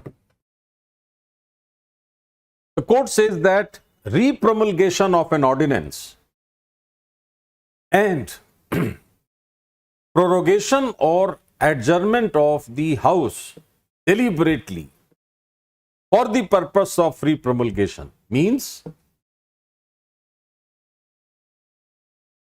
without placing them before the legislature. The court says in this case that prorogation of the House, prorogation of this end of the session, deliberate end of the session for repromulgation of an ordinance shall be considered a fraud on the Constitution. This is said in the DC Wadhwa case, reiterated in another case, Krishna Kumar versus State of Bihar, 2017. The same views have been expressed by the court, again, that repromulgation of an ordinance for political gains shall be considered a fraud on the Constitution. So what you have to write in the answer is that what are the legislative powers of the governor, where are they contained in which articles, what are the conditions in which governor may exercise his powers, and the exercise of the power is on the advice of the council, because he is the constitutional head of the state, not the real head. At the same time, under Article 213, where he enjoys the legislative power to promulgate an ordinance in case the House is in recess, that is also not on discretion, that is also on the advice of the council. And but the legality, so far as legality is concerned, the court says in DC Vadhwa case and in Krishna Kumar versus State of Bihar that re-promulgation of an ordinance, and for that purpose, if the governor has ended the session deliberately, it shall be considered a fraud on the constitution. It will not be legally valid without placing the ordinance before the House. And the reason is that the lawmaking supreme power has been given to the legislature. That is what the answer requires.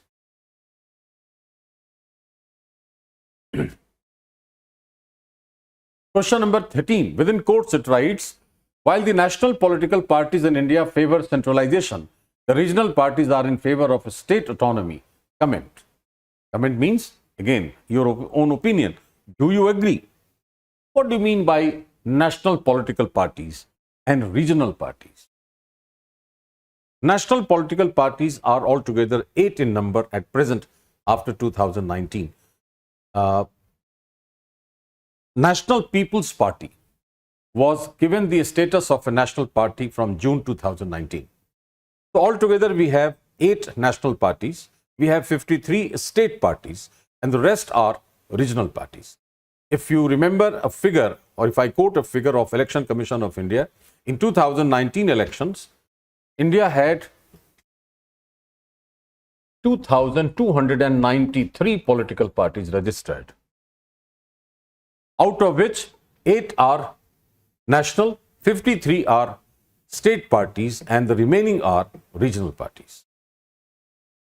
Now, regionalization is there in our constitution in Article 1 itself, when it says India, that is, Bharat shall be a union of states. So we have regional governments in the form of states. The national parties will try to bring nationalist feelings. This is what the question says, that yes, to a greater extent it is true that national parties believe in one particular national ideology which can mobilize the mass in their favor, and they will try to take up the national issues and they will try to bring it at the center level. So they prefer generally centralization. On the other hand, and one more thing, that those national parties will survive on the basis of their national agendas. On the other hand, if you talk about a regional party,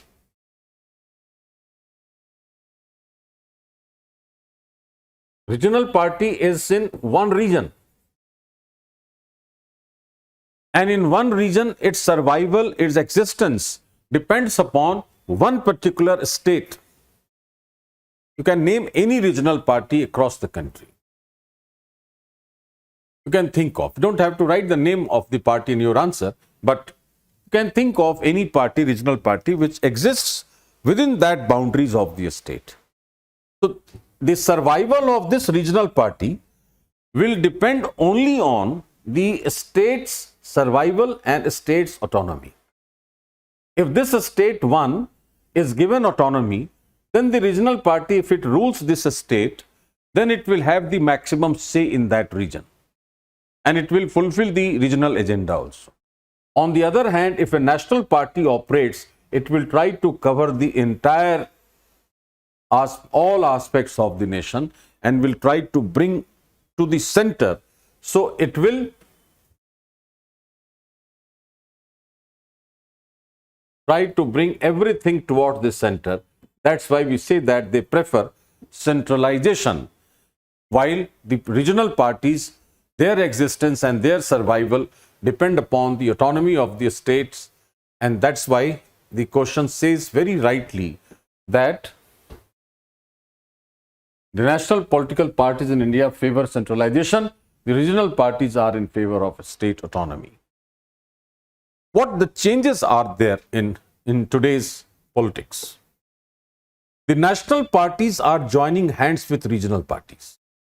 to come deep down why it is so.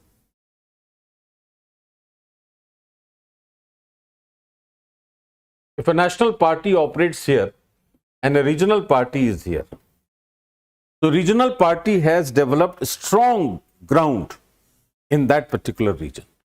If the national party wants to get inside, it has to join hands with regional party.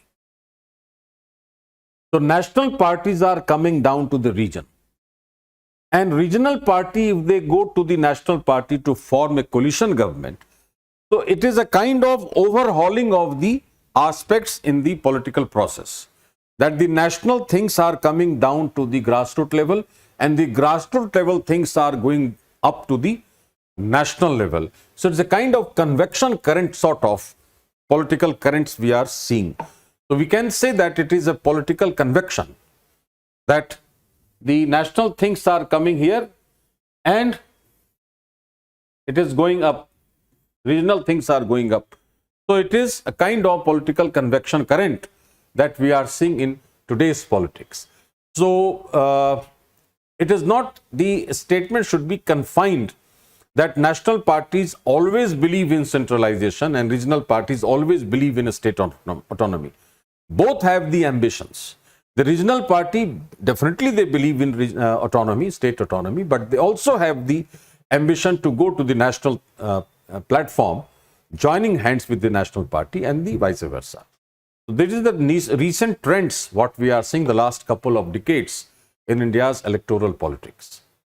So that way we can analyze the answer also, the facts, and we can write in favor of the statement that yes, it is true to a greater extent, but now the things are changing and those changes are good enough because it is overhauling the entire system. That way we can conclude.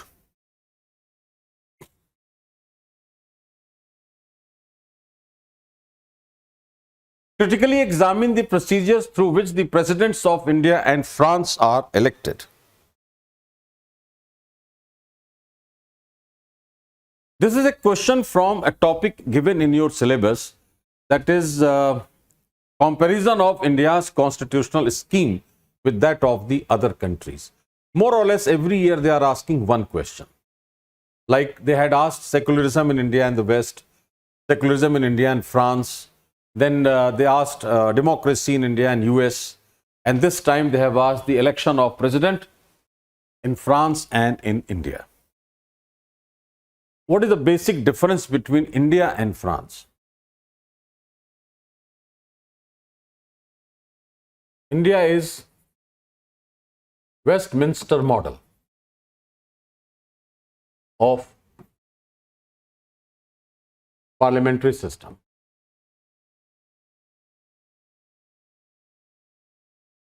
And France is also parliamentary, but it is semi-presidential.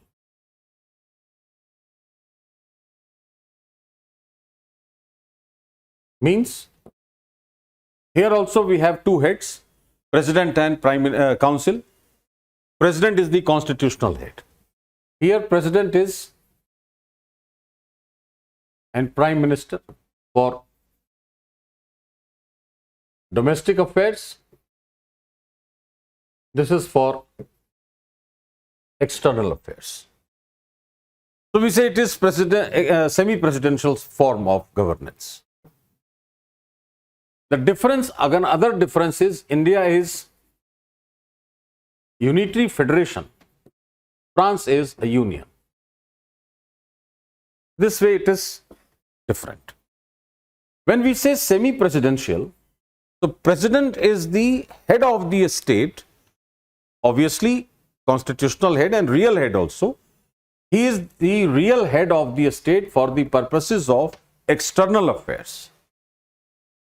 Our president is, in no case, he is the real head. He is the constitutional head only. When the person is, or when the president is the real head for external affairs, his election is direct. For our president, the election is indirect. We use proportional representation method. They use runoff method. Runoff method for direct election, and we use proportional representation and single transferable vote system for indirect election of our president. The first difference is because of the nature of the state. So we can start the answer that how India and France are different. So far as structure is concerned, India is unitary federation, France is a union.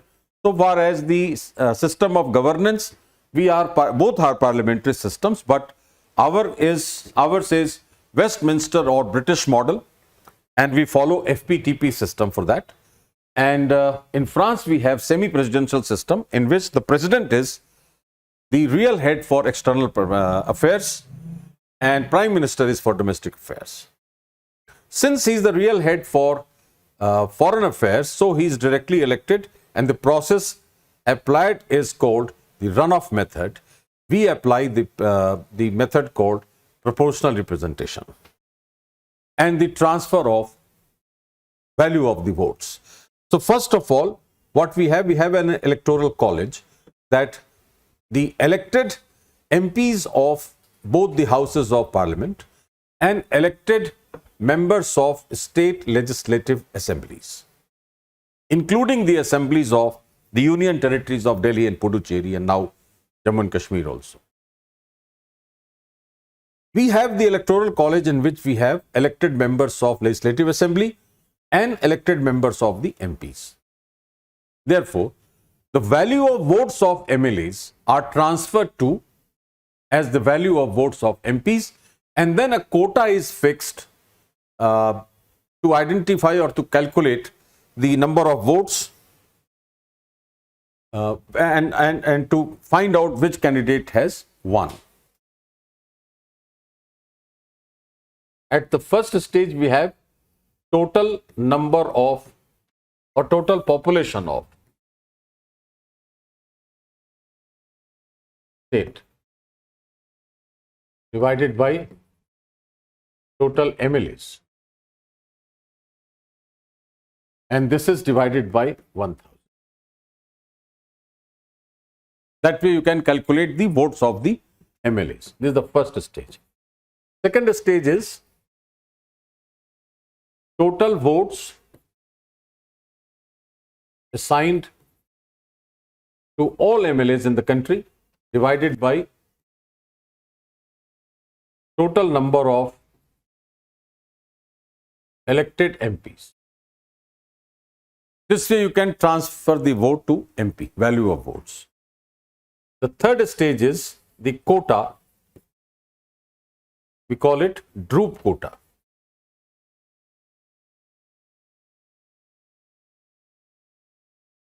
That is minimum number of votes to declare elected, and this is number of valid votes divided by number of seats plus 1 plus 1. This is the value of votes which you have to calculate that way. Now suppose if none of the candidates secured this minimum percentage, then what will happen? That you must have read, that we give preference A, B, C, D, preference number 1, 2, 3, 4 like this, or this may 1, 4, 3, 2, or 2, 3 we can say 2, 3. This way we have given the preference. Whoever gets the minimum vote after first round of counting, suppose we require 50,000 or 80,000 votes according to this quota. If A gets 60,000, B gets 40,000, C gets 55,000, and D gets 70,000. So none of the members, none of the candidates have secured minimum vote according to Droop quota. So whoever has got the least number of votes, like in this it is B, so he will be removed from the list and the votes will be distributed among them. And again it will be counted. Again we will find that who gets the minimum number of votes. If no, then process is repeated until the one candidate wins. This is what election of president in India is done. In case of France, we say runoff method, that is 2 rounds of voting. So suppose there are 5 candidates or 4 candidates.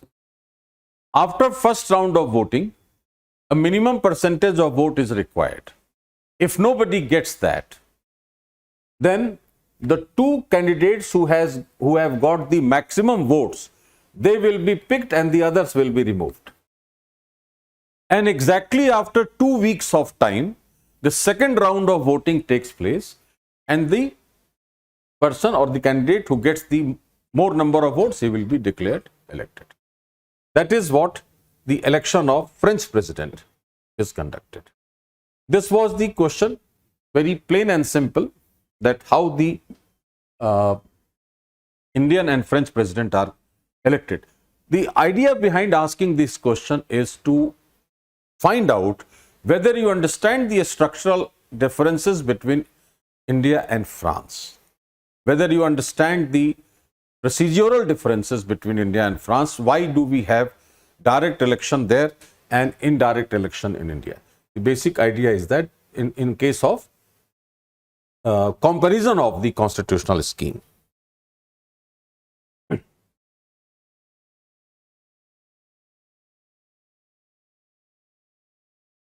Discuss the role of the Election Commission of India in the light of the evolution of the Model Code of Conduct. Model Code of Conduct was made by the Election Commission to ensure that ethical practices are practiced, or ethics is practiced in electoral politics. It was evolved since, we say, 1960. For the first time, the Model Code of Conduct was introduced in Kerala State Assembly elections in 1960, and then it was introduced in 1962 for general elections.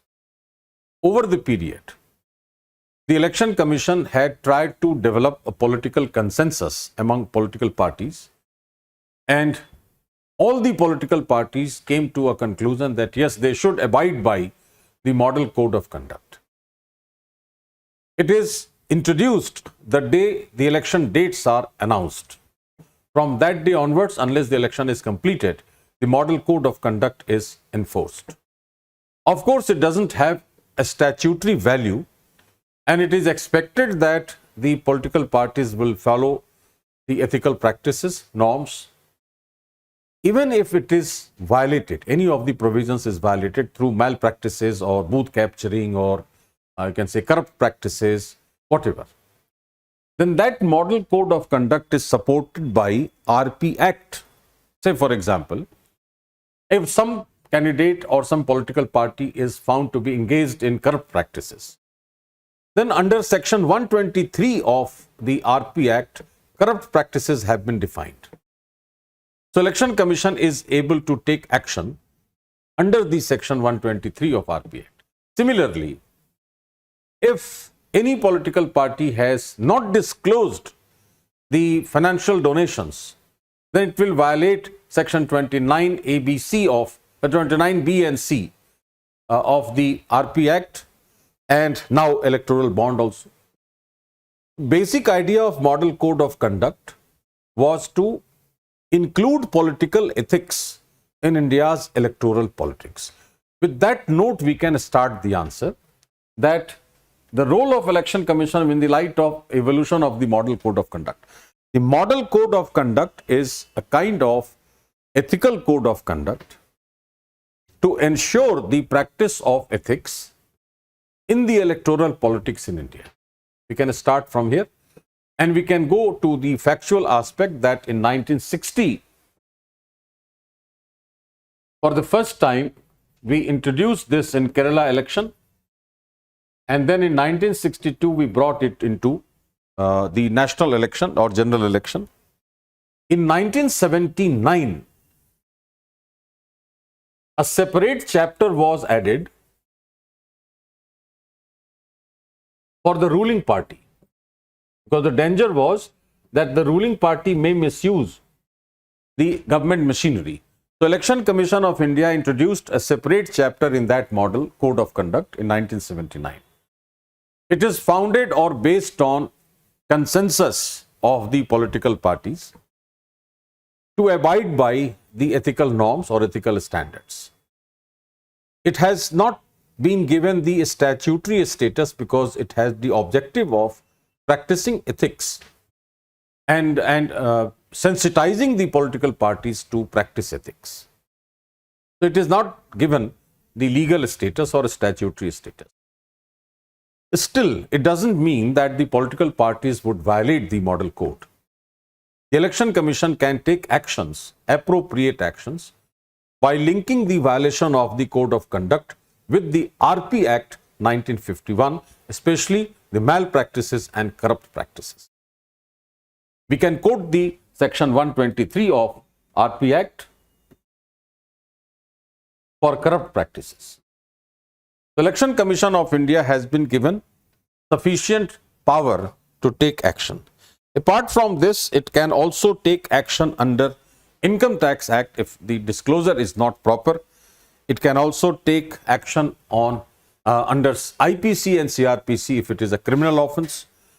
So, Election Commission of India has been empowered, and the tools which have been given to it are RP Act 1951, then Income Tax Act 1961, IPC 1860 and CRPC 1973.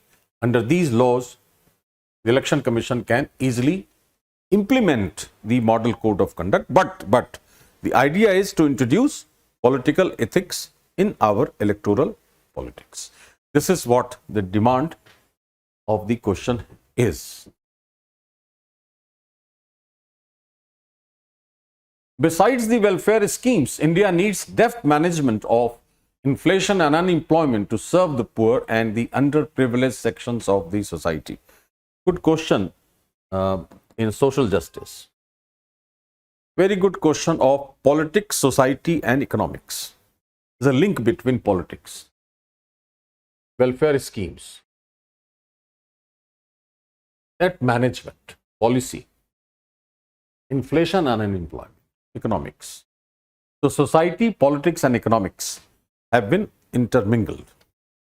It's a multi-dimensional question. What are welfare schemes? Who are the underprivileged sections and poor population? Why do you need management of unemployment and inflation?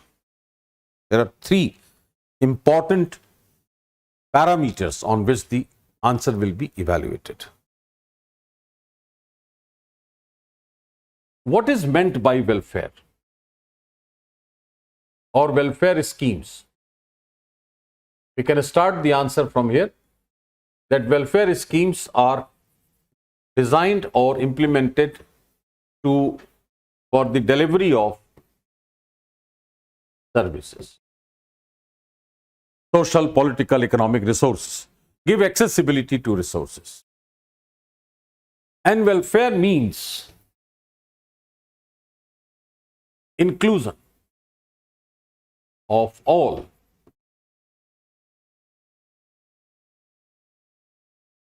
into the mainstream, especially the poor and underprivileged groups. This is what the meaning of welfare schemes is. The government is trying to do that, that's fine. But why are we not able to deliver the things? If services are made available, for example, if super speciality hospital is opened in village, still it will not deliver the service because the purchasing power of the people will not be up to that mark to buy that service. So is education, so is sanitation, so is immunization, whatever.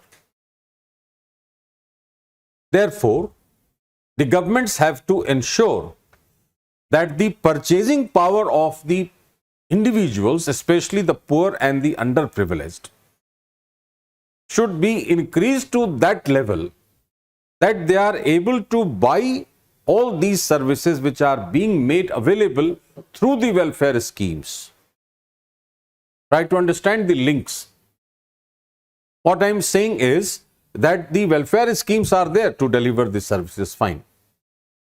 But unless and until the poor and the underprivileged sections of the society, they have that much of purchasing power to buy these services, the services, despite being made available, will not be delivered to the grassroots level to each and every individual. And the two factors are very, very significant so far as purchasing power is concerned. One is definitely unemployment and the second is inflation. Therefore, the government has to deal with this unemployment problem. Management of unemployment has to be done deftly, has to be done effectively. As many employment opportunities as possible have to be created to address the issue and concern of unemployment. This is one. Second is, inflation is the price. The government has to work on microeconomics. It has to see the production, distribution, consumption, and production, which we say price theory. The price has to be well within the manageable limit, so that if a person is employed, he is not or he doesn't suffer from higher rates of inflation. So inflation management and unemployment management will increase the purchasing power of every individual, including the poor and the underprivileged. And with that increase in purchasing power, will help them buy the services which would be made available by the government through the welfare schemes. Only then this is possible. Serve the poor and the underprivileged. Without this, serving the poor is not possible. So the statement is very justified, very right, and points out the solution also in this. The uniqueness of this question is that it gives you a problem and it gives you the solution also. What they demand from you that whether you understand the linkage between the problem and the solution. The problem and solution both are here. You have to link that unemployment and inflation will reduce purchasing power. So even if you deliver the service or make these services available, they will not be able to buy it or they will not be able to deliver to the grassroots level, doorstep. Unless and until you manage these two properly, cannot raise the purchasing power, so your all welfare schemes would ultimately fail. That is the linkage of this, and that way it is giving the idea of the to the administrator what exactly you have to do. So if you are seeing that the distribution of the resources are not proper, you have to ensure that distribution is good and efficient, so that consumption becomes good and then the things run properly and inflation is managed. The government has done so far. We have made inflation target in a range. We are doing our level best, but still, as a concept, these two, management of these two are very, very important.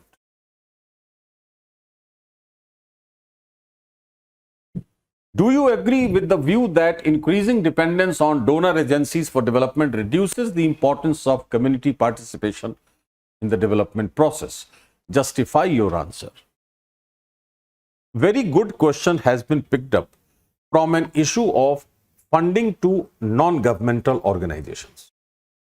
If you remember, in recent years, the government has been cancelling the certificate of registration of large number of NGOs in India because they have shown their dependence on foreign contributions under the FCRA. A major problem with FCRA was that in 2010, the Foreign Contributions Regulation Act 2010, a relaxation was given to NGOs that even without registration, they could accept the consultancy fees and others. They started depending heavily on the foreign contributions. Once they received the contributions, they misappropriated and mismanaged it. And they went on making profits despite being non-profit organizations. The basic idea of non-governmental organization is to allow or to ensure community participation so that the civil society becomes stronger. Unfortunately, their dependence on foreign contributions especially have made them profit-oriented and have deviated them from community participation and from strengthening of the social capital or civil society. That is the reason why the government has come down heavily on them, and registration certificates of around 19,000 NGOs have been already cancelled. So curb on NGO funding has been made by the government seriously because of this reason. What we have to do? We have to write from here that why do these NGOs or these agencies depend on donor agencies and what for they have been constituted. We can say that India like country needs community participation. For that, civil society organizations operate. And civil society organizations, especially the NGOs, are registered under Societies Registration Act of 1860 with the approach of not earning profit and allowing the community to voice their concern, and that concern will be brought to the state so that the people and governance come close. This was the idea of non-governmental organization, and that was the idea of the significance of community participation.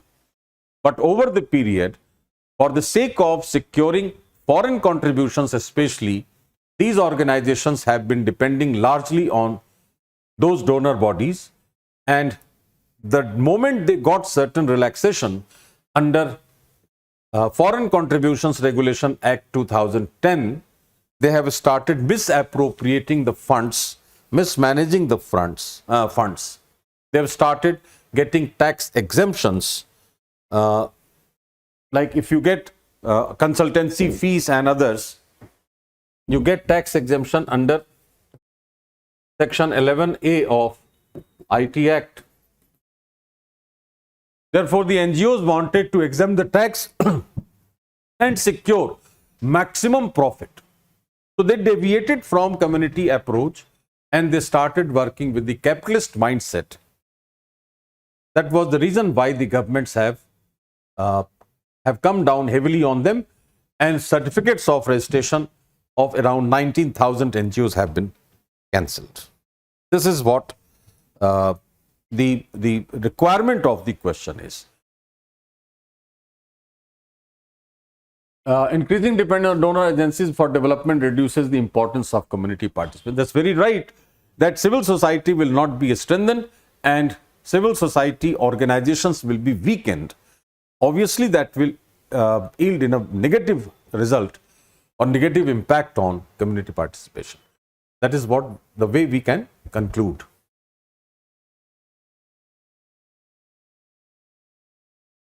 The right of children to free and compulsory education Act 2008 remains 2009, should be 2009, inadequate in promoting incentive-based system for children's education without generating awareness about the importance of schooling. Analyze. Right to Education Act 2009 was made with the approach of providing free and compulsory education to children between 6 and 14 years of age. We can start with this. The Right to Education Act 2019 was formulated or implemented with this approach of providing education, free and compulsory education to children between 6 and 14 years of age, in line with the Supreme Court's ruling in Menka Gandhi case that education shall be a part of the meaning of life. Apart from that, we have two more cases, P. Unni Krishnan versus State of Andhra Pradesh 93, and we have Mohini Jain versus State of Karnataka 1994. So Menka Gandhi, Unni Krishnan and Mohini Jain, three cases give the foundation to 86th Amendment Act 2002, by which we added right to education in Article 21A. And we also made the state responsible for early childhood health care for 0 to 6 years of age under Article 45. And we made under Article 51AK the guardians responsible for the education of the children between 6 and 14 years. These were the provisions of the RTE Act 2009. But the problem lied with that there is no provision in the Act of early childhood care. This is the first problem. The second is that it does not have a provision to generate awareness of the importance of schooling. That is the reason why it focused on inputs. It did not focus on the output of education. The question says, remains inadequate in promoting incentive-based. It is not failure, it is inadequate. It has brought tremendous advantages. It has increased the rate of enrollment between 6 and 8 years. It has increased awareness also of education. But it remains inadequate because it has always believed in input-based system rather than output-based system.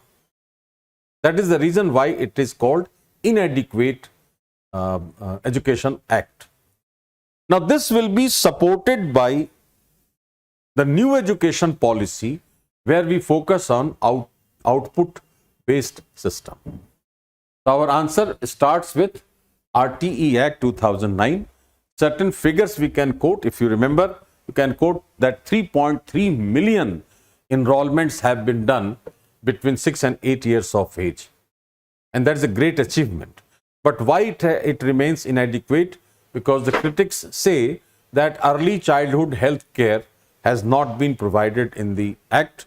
It also does not have other provisions about incentive to be given to the children or the guardians for schooling. It does not have a special provision for generating awareness. And it is focused mostly on input system rather than output. That's why critics point out that it has remained inadequate. Now, this inadequacy could be removed by the new education policy 2020, which is focused on learning outcomes, and it focuses on the output-based system. So, RTE 2009 along with the national new education policy 2020 would improve further, and the inadequacy will be removed. That way we can conclude.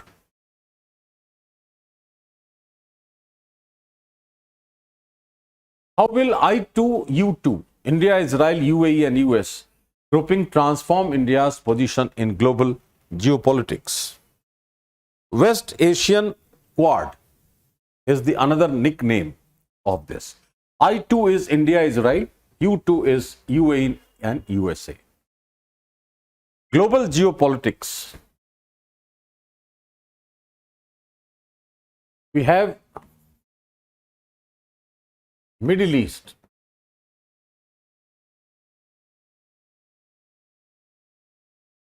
West Asia plus North Africa,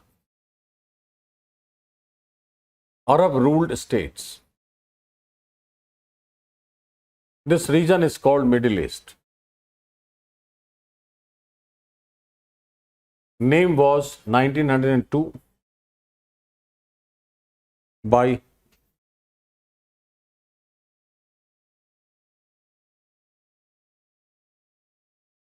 Alfred Thayer Mahan. It's a geopolitical term, Middle East. This Middle East has a very unique geopolitical importance. Out of 18 largest oil reserves, 14 are located here. It has always been a center of attraction for the big players. For India, Middle East serves its few interests, like its energy, because India is one of the largest oil importers. 70% of India's oil requirements are met by imports. So India's interest in Middle East is related to energy, security, and trade. So India maintained more closer relations towards the Arab countries initially, and it did not focus on Israel. India did not want to come into picture of Israel or Arab-Israel conflicts. So we focused on Arab countries for these three things, and also to get their support against Pakistan. That was our approach towards Middle East. We launched the policy early 90s that we call Look West, which is now, after 2015, it is called Link West policy. That covers Middle East, Central Asia, both. West Asia, North Africa, and Central Asia, all the three. That is our Link West policy. Secondarily, we have Neighborhood First policy, which we have the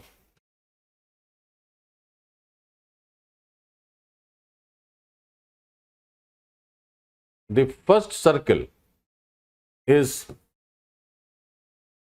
immediate neighbor or immediate neighborhood, that is South Asian neighbors.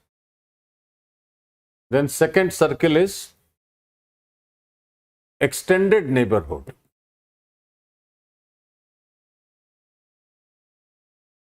That is East Asia,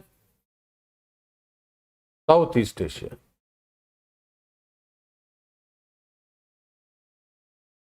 And then we have West Asia also, Central Asia. And then we have strategic. This includes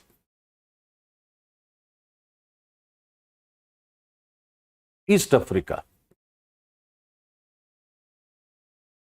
West Asia and Central Asia are parts of our extended neighborhood.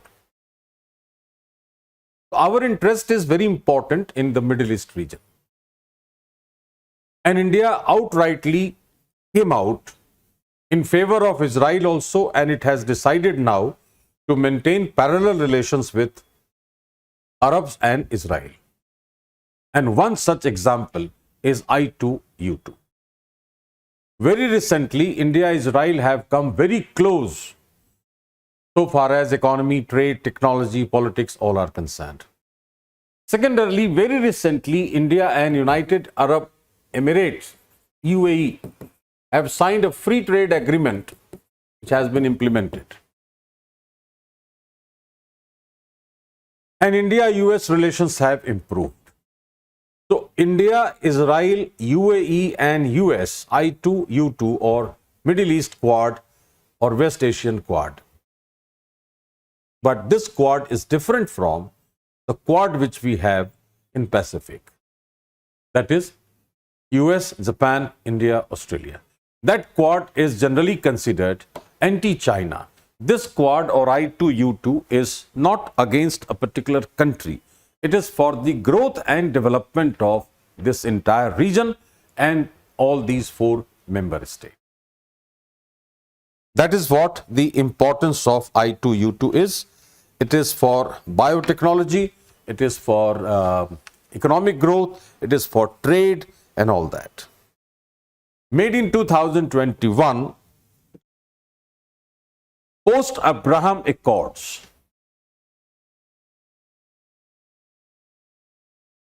Abraham Accord was the accord between Israel, UAE and Bahrain. First Arab-Israel Accord, we can say. So after this Abraham Accord in October 2021, India, Israel, UAE and the US formed this group, and they started working for the development, economic development, security and technology and other things in the region and among all the four. So this is different from the Indo-Pacific Quad, and it is not against any country. It will definitely be a part of India's Link West and Neighborhood First policy, and it will definitely protect the interests of India, and it will enhance India's position in global geopolitics because of India's growing economy and growing popularity, politically also, economically also, strategically also. That way we can conclude the answer. And finally, in paper 2 is question number 20. Clean energy is the order of the day. This again within the quotes. Discuss briefly India's changing policy towards climate change in various international fora in the context of geopolitics. Again, this is a multi-dimensional question. Talks about environment and it talks about international politics. It means it is environmental politics or resource politics. Clean energy is the order of the day, that all of us have to agree to this statement, that without clean energy, environment is being degraded, climate change risks are increasing, and that has yielded tremendous problems in terms of health hazards, in terms of natural disasters and others. So clean energy is order of the day. That's fine. India's policy for this climate change has two approaches. One is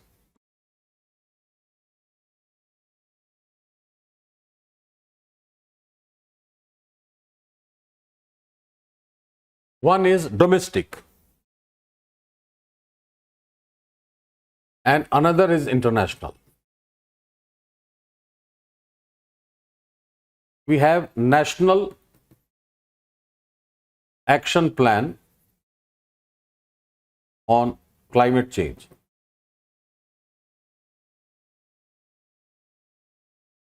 And we have INDC. This is intended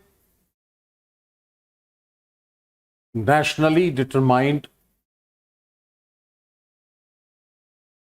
commitments, which India has presented for UNFCCC, United Nations Framework Convention on Climate Change. Now, the changing policy stand of India or stance of India can be viewed from two perspectives. One is COP21, that is 2015 Paris Summit. And the second is COP26, that is Glasgow Summit.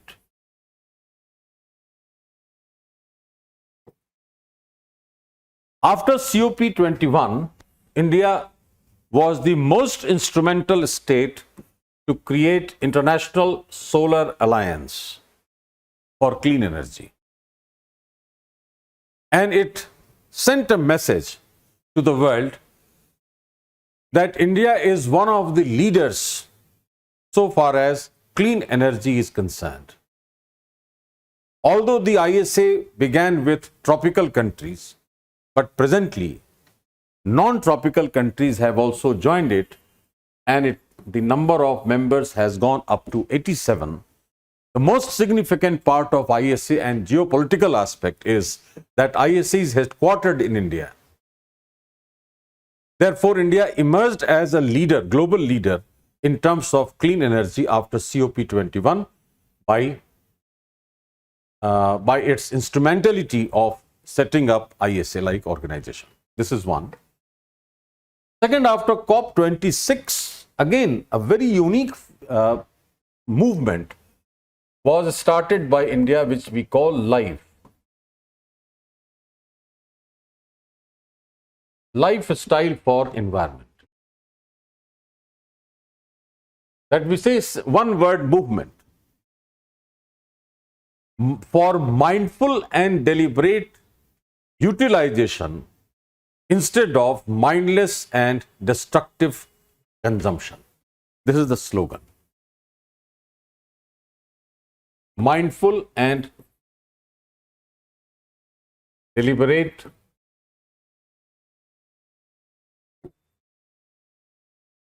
utilization instead of mindless and destructive consumption.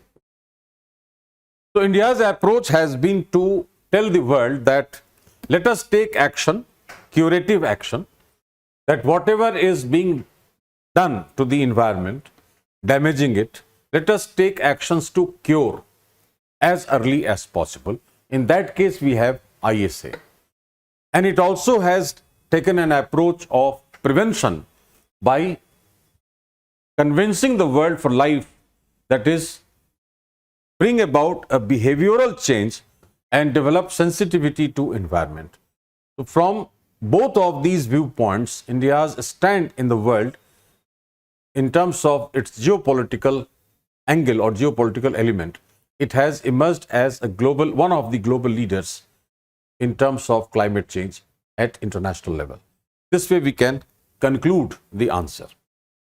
Now, after completing the discussions on these 20 questions, what I would like to highlight here, once again I am taking you back to the first initial discussion which I made, that this year's question, or like every year, what we do, we find that governance is at the center and we draw something from constitution, from politics, from law, and that will lead to social justice and then policies, including foreign policy. This was the diagram which I had made for you in the beginning.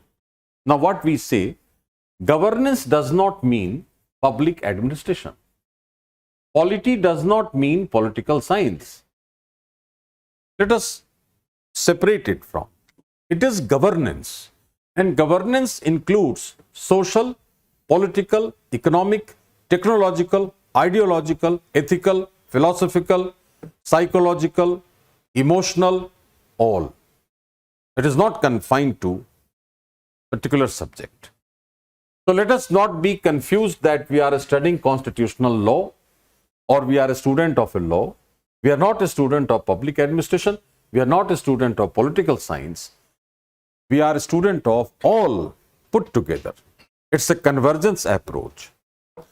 And if you understand this convergence approach, you will be able to understand the demands of the question which we talked about, and then only you can write precise answers.